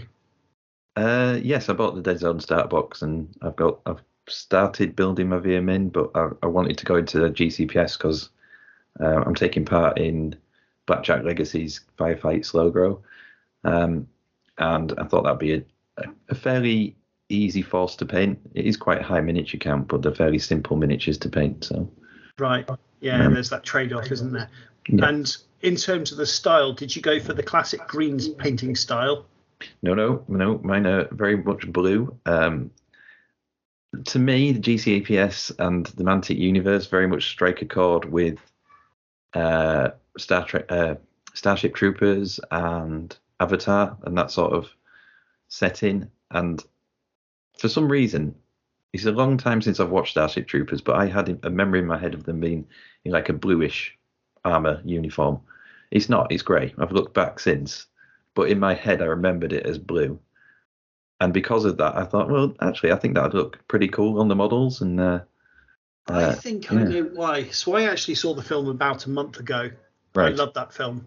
I think I know why you think it was blue. I think the promotional poster of the time had the image had it was kind of color shaded or whatever, and it looked like the armor was blue. I think that's why. But it was that theme that sort of struck a chord with me. The plague and the nameless and those sort of things, like being the bug monsters, and then the GCPS being this very corporate capitalist force that was just fighting for the troops on the ground. Think they're fighting for the right reason, but they're maybe not fighting for the right reason. Really, it's the shadowy corporations above that are deciding things. So I really like that shades of grey aspect about them. And actually, Starship Troopers, it was, I mean, basically the society was fascist, effectively, wasn't it? It was a very, very dark take on kind of the American dream, wasn't it? So I suppose in lots of ways it's quite, it was very right wing. Because I think they're in Buenos Aires, which is obviously could be any American city. Yeah. Basically, it's California from the 1980s, isn't it? This sort of very idyllic. But I think all the characters have got kind of Spanish names like Torres and things like that. And I think it's a very much anglicized, sort of idealized version of it. It's very, really interesting. Cool. Yeah, and then Avatar, a similar thing. They've gone to this planet of Pandora and they're basically raping it for its resources because it's all about the money and it's all about getting everything they can out of the planet. Same sort of thing. It really strikes a theme with what the Mantic background for GCPS is. In my view, anyway. Nice. And then when it came to list building, was it just basically buy a big box of models and see what you've got kind of thing? To a degree, and also what looked cool. So, yeah, I've got a monocycle in my list just because I think the monocycle is a really cool model. It's a really cool model. I don't think I utilised it very well in any of the games I've played with it, but it's a cool model. So. It's the same with my Broca Valkyries. I've no idea how to use them. They're like the dwarfs on bikes. Yes. No idea how to use them. They just look cool. Yeah, exactly. I've never once used them properly. However, you're supposed to use them. Always goes terribly. Yeah. Amazing. Yeah, that's always super important to me, to be honest. And so you mentioned already, obviously, you've already been to your first Deadzone tournament. Yeah, Day of the Deadzone. It was very much a Halloween themed tournament. Had some special rules built in to spice things up, which definitely added to the chaos. They definitely threw some games around. We had spawning zombies and pumpkins that gave tricks or treats, depending on what you rolled. That's really cool. And there was a fancy dress component to it as well, right? Yeah, we were encouraged to come in fancy dress. The store offered £15 store credit to the best fancy dress. So everybody, well, not everybody, but most people took part in that and gave it a good go. Everybody was really into it, really friendly. there was a break halfway through. Some people went for a pint at the pub. I didn't. I went and walked around Tesco dressed as a Grim Reaper with my son, which got me some looks. But yeah, Amazing. the day was incredible. Despite getting absolutely tonked and losing 3 of my games, it was really fun. So it was 4 games in a day, basically. 4 games, yeah. Kind of a Swiss style sort of. So the first round we were just randomly drawn, and then the second round it was the top 2 scorers against each other, and then the next two, to sort of thin it out a bit, and then each round after that it was based on where your current ranking was. Was it the first round you had a particularly rough game against the eventual winner, I think, right? Yeah, so a chap called Ben Wright. He's been playing since first edition, said he's been playing for about 8 years. Obviously very enthusiastic and obviously plays the game quite a lot. And he had a Maison Labs list with, I can't remember what they're called, the big spider sort of I model. also can't remember. I've got one of them. I don't remember. Never actually taken it. Crustigore or something like that. Crustodon or something. Yeah. It basically 2 big massive spiders that I got obsessed with and spent all my time trying to kill them while he wiped my force out with everything else. So, but he obviously knew what he was doing, and he pretty much tabled me by round 3. That was 17 points to 1. But you got the 1 point though. I got the 1 point. I made sure I did that just before he finished me off. Yeah. Yes. But it was good. It was educational. It turns out I'd been getting the rules wrong with the sniper rifle and sniper scope. So he pointed that out to me because I thought you could only use it once in a turn. But if you use a shoot action on your dice, you can actually use it again. And I didn't realise that. So I learned something from it as well, which is good. Yeah, when the sniper works, it's really, really scary, isn't it? Yeah. He's definitely been. I've made me play with those 4 games. I'd probably played 6 games before that with various people in the shop. So I've had maybe 10 games with GCPS, and the sniper has been MVP. The sniper and the mortar team between them, although the mortar team's a bit more hit and miss. But as someone that plays against a mortar, it is a pain in the rear. When it hits. Yeah, it's so, okay, all my guys are pinned again. Great. Yes, unless you get a zombie spawn up in the same cube as it, and then it can't fire. Perfect. That's funnily enough, that happened to me in one of the campaign games when they had the campaign last year had something similar where zombies were spawning. I think they were escaping from a Maison Labs facility. Yeah. And that got me a draw because the mortar couldn't fire for 1 turn and I could actually activate my units. But so fantastic. And how many points? Was it 150 points, the tournament? The tournament lists were 150 points. The 4 rounds each had a specific scenario each round.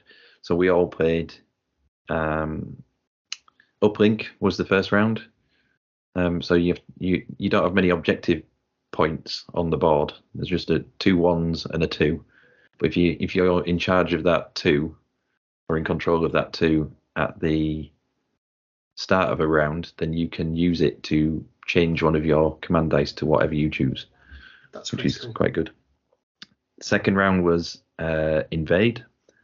I was playing against Veermin in that one, and that's the game that I won. Yay! Managed to use my Rangers to drop onto the 4-point victory points at his end of the board. And then my Ranger Lieutenant was absolutely heroic as loads of Veermin swarmed all over her, and she would not die. And while they were swarming all over her, I was just picking her off from range with all my other weapons, my sniper especially. So that was good. Round 3 was Chem Chase, which was fun. Obviously, the objective moves around each round in this one. So you roll a dice and wherever it lands. But I was up against Nameless. I was against a guy called Matt. And he had 2 of the big crab beasts. Again, I'm not very good with the names of them, but having never played against Nameless. I keep thinking it's a Mirelurk, but that's from Fallout. That's not right. I can't remember what they're called. I've got a load of them painted up. Yeah. But he had 2 of them in his list, and he had 2 of the Crystal Riflemen. Yep. and then his leader was the one that can use its ranged thing to reactivate one of his models. Looks like a brain. Weird brain thing. Yeah. I mean, this was the good thing about the day. I'd never played Nameless before. I'd never played against Maison Labs before. So I did come across some weird and wonderful things that I just didn't know what to do with. The two large crab things, basically, he got one of them onto an objective, and that objective didn't move for 2 rounds. So he claimed, loads of points off that. I just kept shooting my grenades at it, trying to blow it off this objective, and it just kept hitting a wall and bouncing back. And because it was armored, it didn't actually hurt it. He just pinned it. I think those. So I've only played the Nameless, I think, once, but I won that game really handily, and I just took a load of really fast little scuttly things, and then about 2 of those massive crab guys. And those massive crab guys, they're pretty they don't do much damage, but they're so hard to kill. Yeah, that was the problem, and I just couldn't get them off the objectives. So, but I mean, it was a good game. Really enjoyed it, and it was close. It was only in the sort of the last turn that it was decided. I think it finished 18 points to 11 or something like that. 19 points to 11. Yeah. So it sounded like a fairly comfortable victory, but all those points were sort of gathered in one turn. Really enjoyed it, and it was great for Matt as well because he's been playing, I think, since 2nd edition, but he'd never actually won a game until I became his inaugural victory. Amazing. No, it was great. Yeah, it was great. Fantastic. And he was a really good sport, all day. He was like always smiling, even when he was losing. So it was fantastic to play against him. And then the 4th game was Strength in Depth, I think. So you set up in the corners on that one, and the main victory points are in the kind of the opposite corners to what you set up in. I was against Adam and his plague list, and I just could not roll anything other than a 1 for the entire game. Okay. I still enjoyed the game, but it's the only time in the day that I felt frustrated because the dice were just hating me in that game. Yeah. There's nothing you can't say, oh well, if I try something a little bit different, I might have got a different result. It's just I just shouldn't roll 1s next time. That's pretty my sniper was shooting from above using the sniper scope, etc. I had 6 dice and I rolled 4 1s. I was 6 dice, and then the other 2 went much higher than that. There's nothing you can do with that. Yeah. Disaster. Let's skip over that. And that was that was the last game, I guess. Yeah, that was the last game. Oh, what a shame to end on a note like that. But yeah, but it was still a really fun day. And then we had sort of a presentation that Mantic had given some vouchers for the winners, 2nd place and 3rd place. So it was like £60 of online credit, £40 and £20. And then there were 2 wooden spoons. One for the person who came 16th, which was Matt, and one for the person who got the least pumpkins, which was also Matt. So he got 2 wooden spoons. Oh, there you go. But he also had to do the forfeit, which was apple bobbing for an apple. So he got a bit wet as well.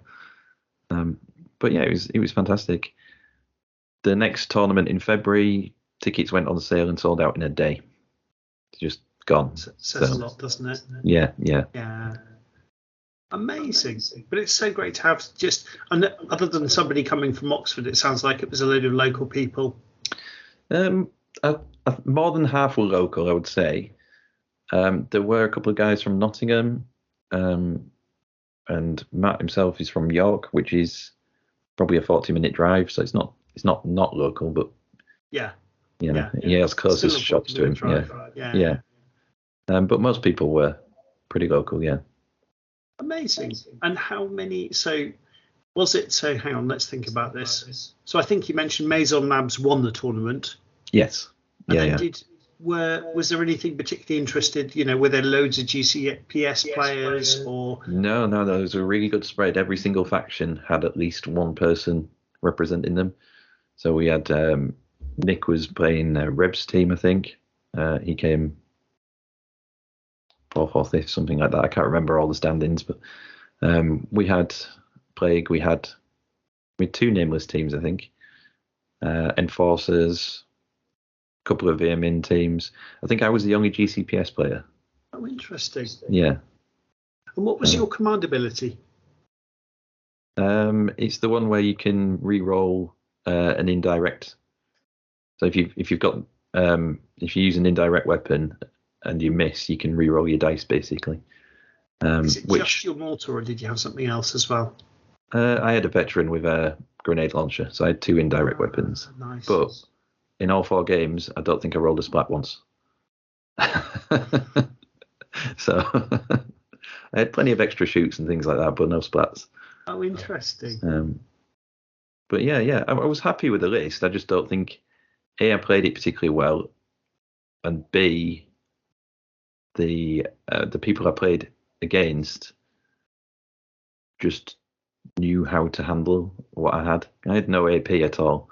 Couldn't take anything with armor without really working on the shot sort of thing. So, but it was good. On another day, things would have gone differently. Dice rolls would have gone differently. Zombies would have turned up differently. Yeah, definitely. Yeah. And I mean, at 150 points, you're never going to be able to do everything. No. And it is an objective-based game, so yeah. I think there is a temptation to take loads and loads of AP to shoot at the Strider, but it's probably not the Strider that wins someone the game. It's probably just getting cheap bodies on the objective points and that kind of thing, you know. Yeah. So yeah, I'm not disheartened and I'm not unhappy with my list. I might tweak it a little bit. I have a Ranger with a thermal rifle that didn't seem to do an awful lot in any of the games, so I might swap him out for somebody else. Since then, I've actually bought the urban pacification box with the riot troopers in, so I might stick a riot trooper in just to mix things up a little bit.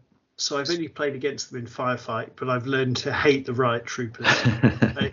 Good. That means they're good. Oh, they're horrible. With a medic, just leave the medic in the mule and just keep healing them. Yeah. The amount of times I nearly killed them but didn't, and then they got healed back, and they were horrible. Absolutely horrible. Yeah. Well, I have actually bought them for my Firefight list, but obviously I can cross the two over. Still yet to play a game of Firefight. Still very much looking forward to doing that.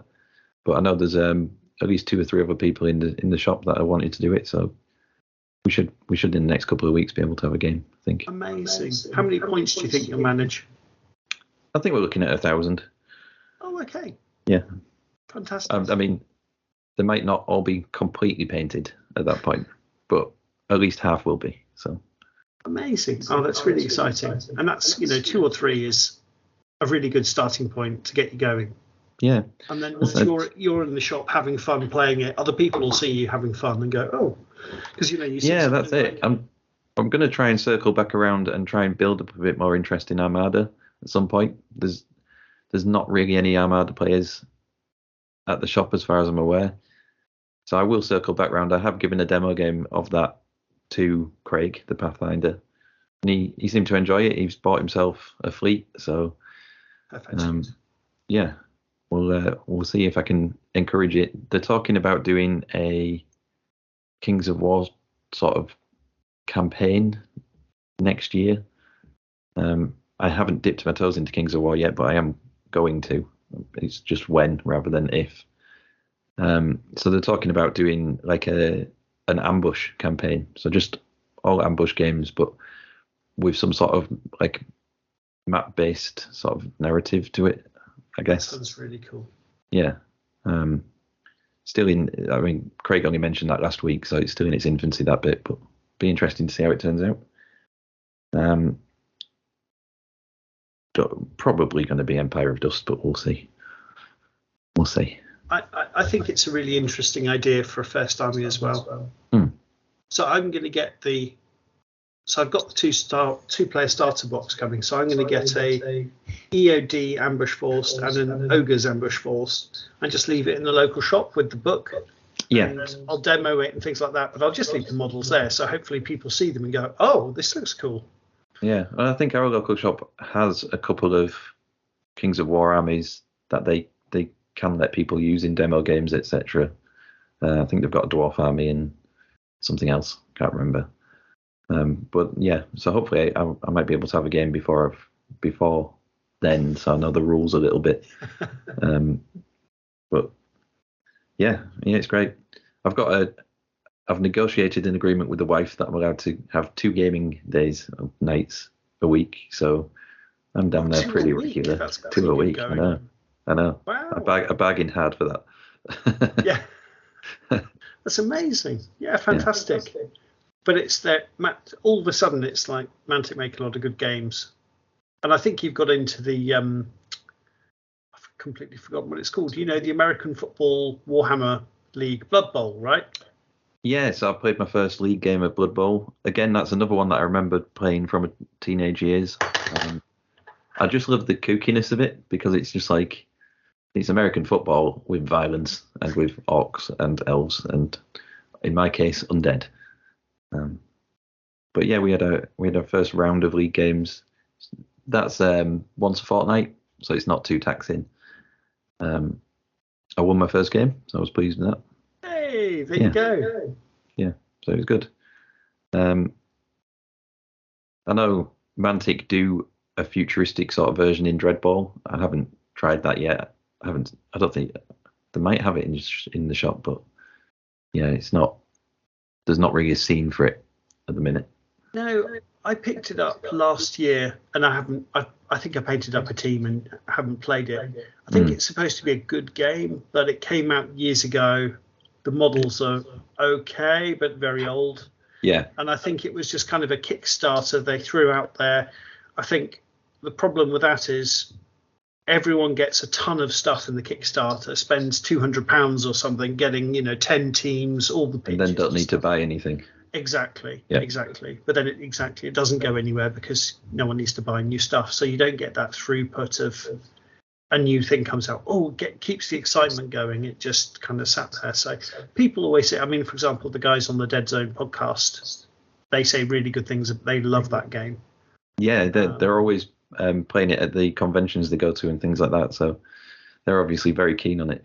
And I mean, it sounds like an easier game to get into in terms of it only takes an hour to 90 minutes to play a game. I mean, we played Blood Bowl the other night. It was 2.5 hours for our game. So it's a longer game. But Yeah. Yeah. Good old Mantic game design. Cool. I think that's pretty much all I wanted to talk about, to be honest, Peter. It was just, it's just so cool seeing you, getting yourself out there and, enjoying Mantic games. It's really easy to do when people are so enthusiastic. The people that play the Mantic games are in the community just all seem so welcoming, friendly, and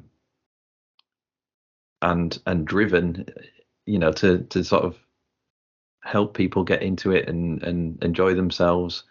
Everyone plays with a smile on their face. There's not hours of number crunching with the games. The rules are simple enough that you can just play quickly, and you're not leafing through page after page looking for specific rules for things and stuff like that. So it's just really, really helpful. And then obviously you've got podcasts like yourselves and the Deadzone podcast, etc., everybody's really positive generally. So yeah, it's great. As to how I found you, by the way, I just typed Mantic into Google Podcasts and you've got the right name because it brings you straight up. Yes. Having a very simple podcast name pays off. But yeah, I think it's just the games are so good. It's like, why aren't more people playing this? This is so much fun, and the prices are reasonable. It's just, I think it will get there. I think something that when I've spoken to other people, the thing that has held people back in the past is the models, and people just sort of have this perception that other companies' models are just better. For me, I love the models. I think they're brilliant. They're not overly complicated. So as someone who's coming back into the hobby after a long time out, I didn't want scroll work on every single bit of armor and things like that. I wanted something nice and simple that I could just put 4 base colors on and a wash and then be happy with it, Yeah. So the GCPS especially have been great for that. Fantastic. Perfect. Okay. Everybody, thank you so much for joining me. It's really cool. I don't know. Thank you for having me on.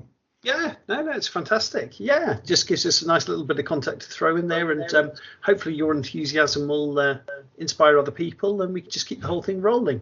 Yes, my slightly zombified enthusiasm, but yeah, he's still there, even feeling half dead, still there.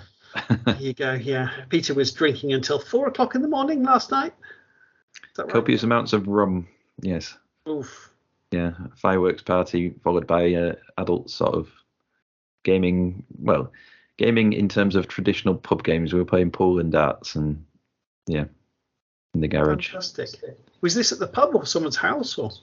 No, we've got a double garage, and we've put a pool table in there. It's kind of my gaming room, really.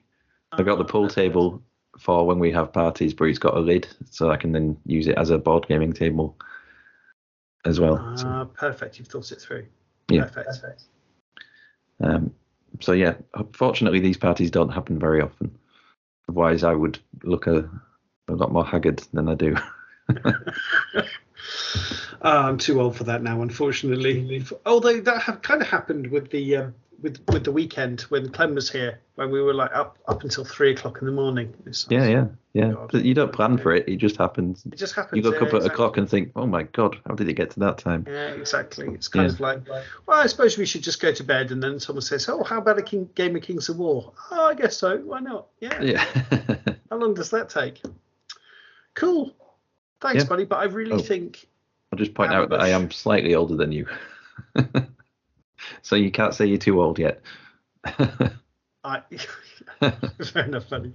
But I think Ambush is such a great introduction to Kings of War, because what really impresses me about it is it gets the epic, because Kings of War, you really do get these amazing moments where it feels like a big battle and it feels dramatic, and you get these great moments in the battle, and you capture that with Ambush, which I wasn't quite sure you would.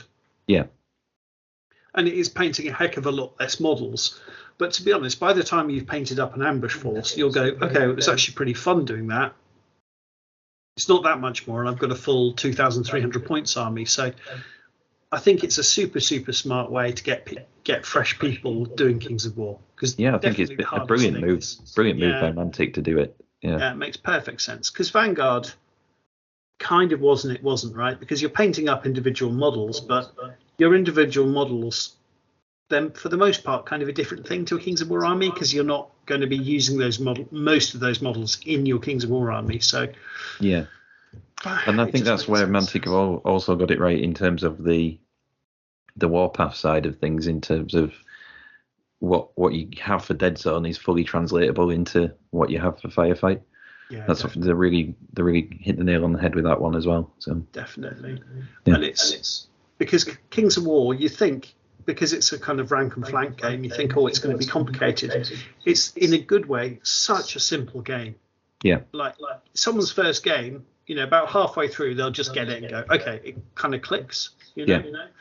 And it's kind of the same with Firefight, where it's more models than Deadzone, but actually it's so streamlined in a really good way that, okay, well, I'm activating this unit and I'm going up here and I'm going on the objective or I'm shooting or whatever. Yeah, and I'm only measuring that one model and then everything else just gets chucked around it. And totally. Yeah, totally. And I hate that about those games, where I would get really fussy of like, oh, have I measured that properly? And I'm measuring from all the different models and stuff. And like, it does away with all that fuss. It's really, I'm so impressed by Firefight, and I wasn't sure I would be.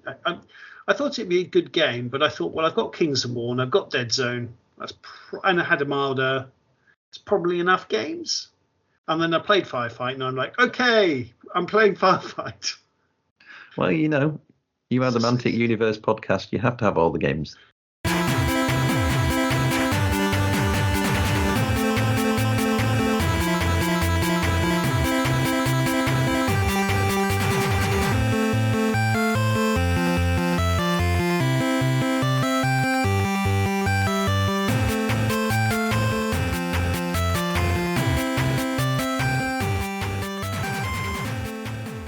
So I am speaking to my good friend Manuel, who joined us recently for our weekend of fun, and you managed to do a 2,300 point Basilian Horde army in 5 days, if that's correct. Yeah, that's correct.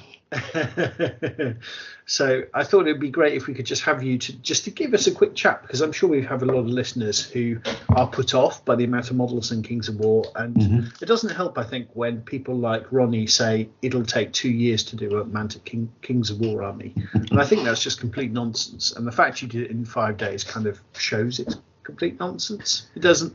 If you want to, you can take 2 years, sure, but you can do one in 5 days if you really go for it.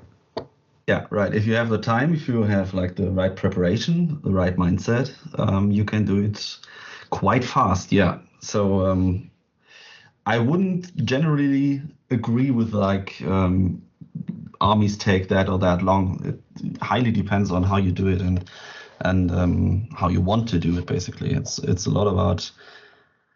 Like you have to think a little bit different when painting an army, and if you want to do it in a certain amount of time, then you would think when like painting only a handful of miniatures. That's a big difference in the approach itself. So to get it done in 5 days, I guess the deadline was a big motivator to do it so quickly, right? Yeah, basically, that's the main thing. You need or you should have a deadline. Basically, some of my armies are also after 2 years they are half painted or something like that. So I'm not always doing it that fast, but whenever I have a deadline where I want the miniatures to be painted, that's when I try to make it happen. That's when I try to make it work, and I try to find ways to do it. And that's like the first thing you should do.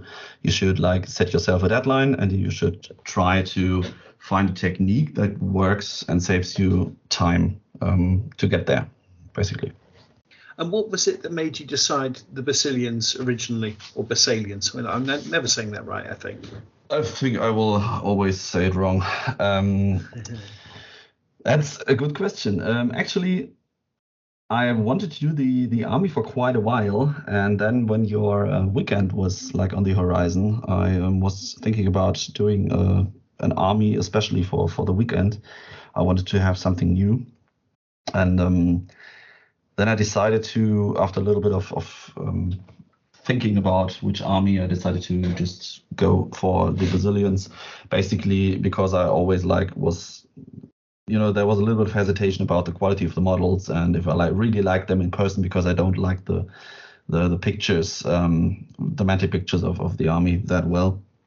So I just bought them, and then I decided to let's try to make this happen in like I think it was 2 weeks in overall. So 2 weeks before the weekend the miniatures arrived. So I basically had 2 weeks to completely build them and then completely paint them. And to make things even worse, I decided to not go for multi-bases, where I would have saved a lot of miniatures. I decided to leave them on single bases. So I had to really, except for a few regimental filler bases that I built, I had to really do the amount of models that you would need for a horde. So a horde would be 40 models, or I think it was like 36 something, because I had like one filler in that horde. So I was stupid as well, so I could have done it even faster than 5 days. So I built the army. That took me around 1 week, I think, to build everything, and then I started painting, and that took me 5 days. Amazing. And actually, I'm in the same boat as you, right? I don't like the look of the Basilian army on the box, but actually then I see your army painted. It looks awesome. So cool. Thanks. Basically, I think the main difference is that I went for a completely different color scheme, basically. So I decided to not go for that bright, shiny, bluish theme Mantic has done. I instead went for a much darker theme. I chose a dark red and a lot of silver metal parts. I will come to that in a moment because that saves a lot of time. If you go for a more darkish theme, you can paint it basically faster than a brighter theme, I would say. And so that's kind of the theme for your army as well, right? Is like corrupted. Yeah, right. Basilians, right? Yeah, right. So maybe one or two of the listeners might have seen the army on the Kings of War Fanatics group. Right now, I'm in the process of removing them from the single bases and doing multi-bases because I found out it's completely impractical to keep them on single bases. And you remember on the weekend, I like half of my regiments most of the time were out of order because miniatures would just fall off the bases. So I went for a completely different approach. What the theme of the army was, so I wanted to do like a dark, perverted, corrupted version of Basilians. And that makes it easier to paint, actually, because you can paint more sloppy and it still looks good. You don't have to paint clear and bright and everything has to be perfect. That's one of the advantages to go with a dark scheme. Yeah, definitely, buddy. Definitely. Yeah. And when you have them all ranked up, they look really good. I think as well, you kind of had, although you individually based models, I think you had kind of a powerful idea, like a really cool idea. See, I think you 3D printed some kind of like dark crystal type things for the bases, right? And that looks really good. Yeah, thanks. Yeah, basically, one of the things so that's a little bit about mindset. That's what I was talking about in the beginning. Mindset means I decided to not go for not paint single miniatures and make them look good or make them look okay-ish. I always treated a whole regiment or a whole horde of models as one big model, basically. So if you miss a spot here and there on a single model, it doesn't really matter, because in the end, if you like put them down on the board as a whole regiment, it will still look good overall. And if you add like little elements like my 3D printed crystals, dark red crystals that grow out of the like the landscape, if you add those details, it doesn't matter if your miniatures are painted perfectly. So that's one of the easy ways to just cut a lot of time when painting an army, is basically to not think about like I have to paint 120 individual models. Instead, you have to think about I have to paint 5 regiments, and each regiment is a one big model, basically. So takes away a lot of stress to do everything perfect, basically. Yeah, and what did you do, buddy, for your kind of, because you did individually base models, but then did you kind of have magnets to put them on? What were kind of the multi-basing aspect of that? Yeah, I had Clem actually cut me some wooden bases in the right footprint size, and I put some, I think it is ferrofoil in English, I don't know the word. I am German if you haven't heard it yet. He cut me some bases in the right size, and then I put some ferrofoil on them, and basically I put magnetic foil under each individual base of the models, and so they stick on the regiment bases. But the main problem is if you're not having, these traditional regimental bases that you had in like old Warhammer editions also, that have that lid around them, where it's really like a 2mm lid or so around the whole regiment. And that's not how I did it, and that's basically the problem, because if you like want to pick up your regiment, you will always do pressure on the single miniatures, on the bases of the single miniatures, and they will just fly around. And that's not cool. So particularly when you're trying to play quickly, and yeah. So it's such a good idea. Yeah. Yeah, the idea was pretty brilliant, I think, because I wanted to use them in other game systems as well, like for skirmishes or one-page rules or whatever. But it didn't really work, so now I'm cutting them off their single bases and putting them on multi-bases. That's the step right now. Nice. And how did you feel? I know you're still kind of working on the project, but how did you feel when you finished it? Were you pretty burnt out, or were you feeling okay? Tired, a mixture between tired and proud, I think. So basically, one of the things you have to mention, because people say, wow, 5 days. I was having like 5 days off at that time, or 2 weeks off, basically. So a lot of time to spend with a hobby. You can't really do it in 5 days, just one hour or two in the evening. That won't happen in 5 days then. So basically, you have to have the time for that. And I think I did like 6 to 8 hours of painting per day over those 5 days, basically. Like I think 3-4 over the course of the day, and then 3-4 hours in the evening. And at the end, I was pretty tired because that's not an amount of painting I'm used to do. Actually, I don't even like painting that much. That's basically the problem. I do these rushed paint jobs basically because I want to get rid of the models as soon as possible. Just get it done. Yeah. Just get it done. Just have painted miniatures that look decent overall, but I don't want to spend like lots and lots and lots of hours to do it. And the bases, so you had your 3D printed kind of crystals kind of corrupting the ground. And then you also have some blue tufts, I think. Is that right?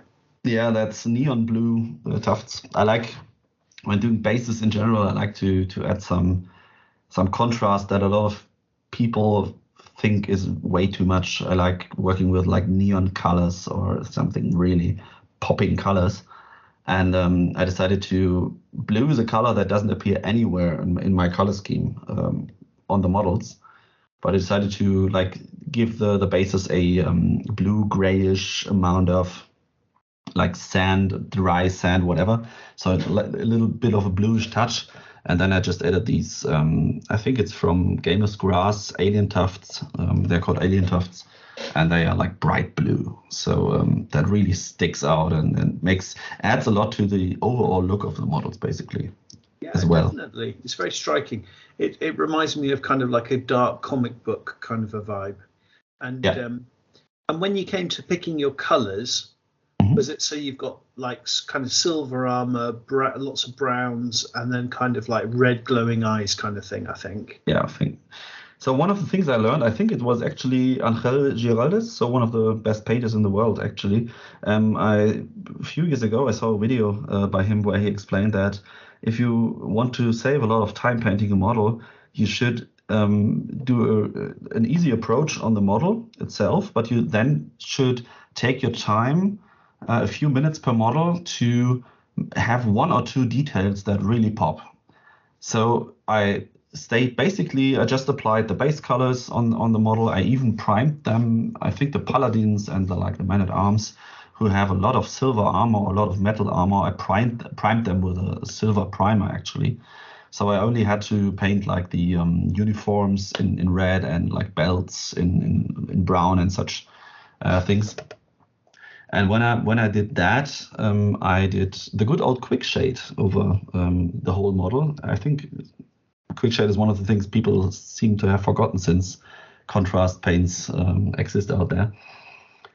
And in the end, after everything was dried, I decided to add some dark reddish glow effects to the models to make them look like a little bit evil and a little bit like eerie, discomforting to look at them.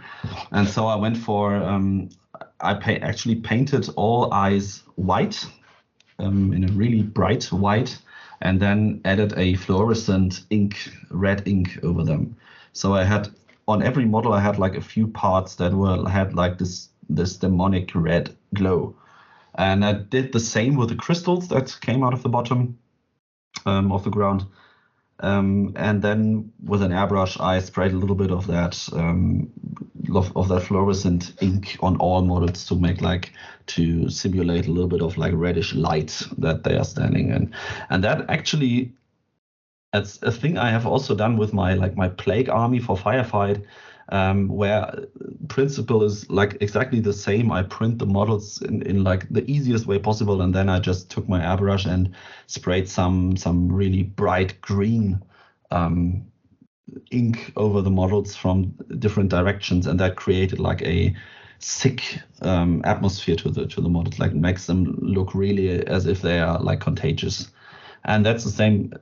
I did the same with my Basilians, and that's one of the easiest tricks, I think, to add character to your army, but also save a lot of time because you don't have to paint that many details. Just pick out 1 or 2, make them really stand out, make them pop, do something that contrasts the models nice on the base, and then if you want to choose a mood color, something that sets a special atmosphere for your army.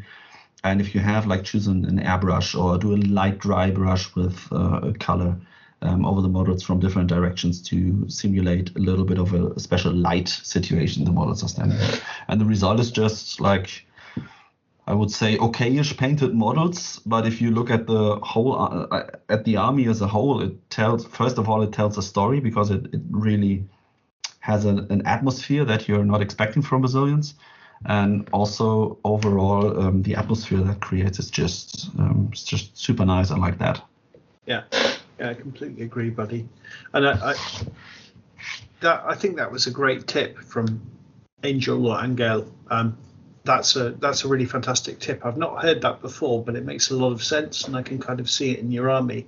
And to what you said about, don't worry about the individual models, it's how the unit or the regiment or the army looks all standing together. I think it's completely true. And when your army's all standing together, I think it looks absolutely great, and it looks very fearsome. Yeah, right. And that's like I think you do it quite the same. If I look at your I played against your salamanders on the weekend, and I think your salamanders just have that overall fiery theme to them that just makes them as a whole army look so coherent, so like they belong together, even if they had a little bit of variation in the colors between them. And that's same. I did the same with my Brazilians. So like the sister models, for example, the sister scouts and the sisters in general, they don't have a lot of red on them. I chose to keep them more on the black gray side with the colors, to do a reverse color scheme with them.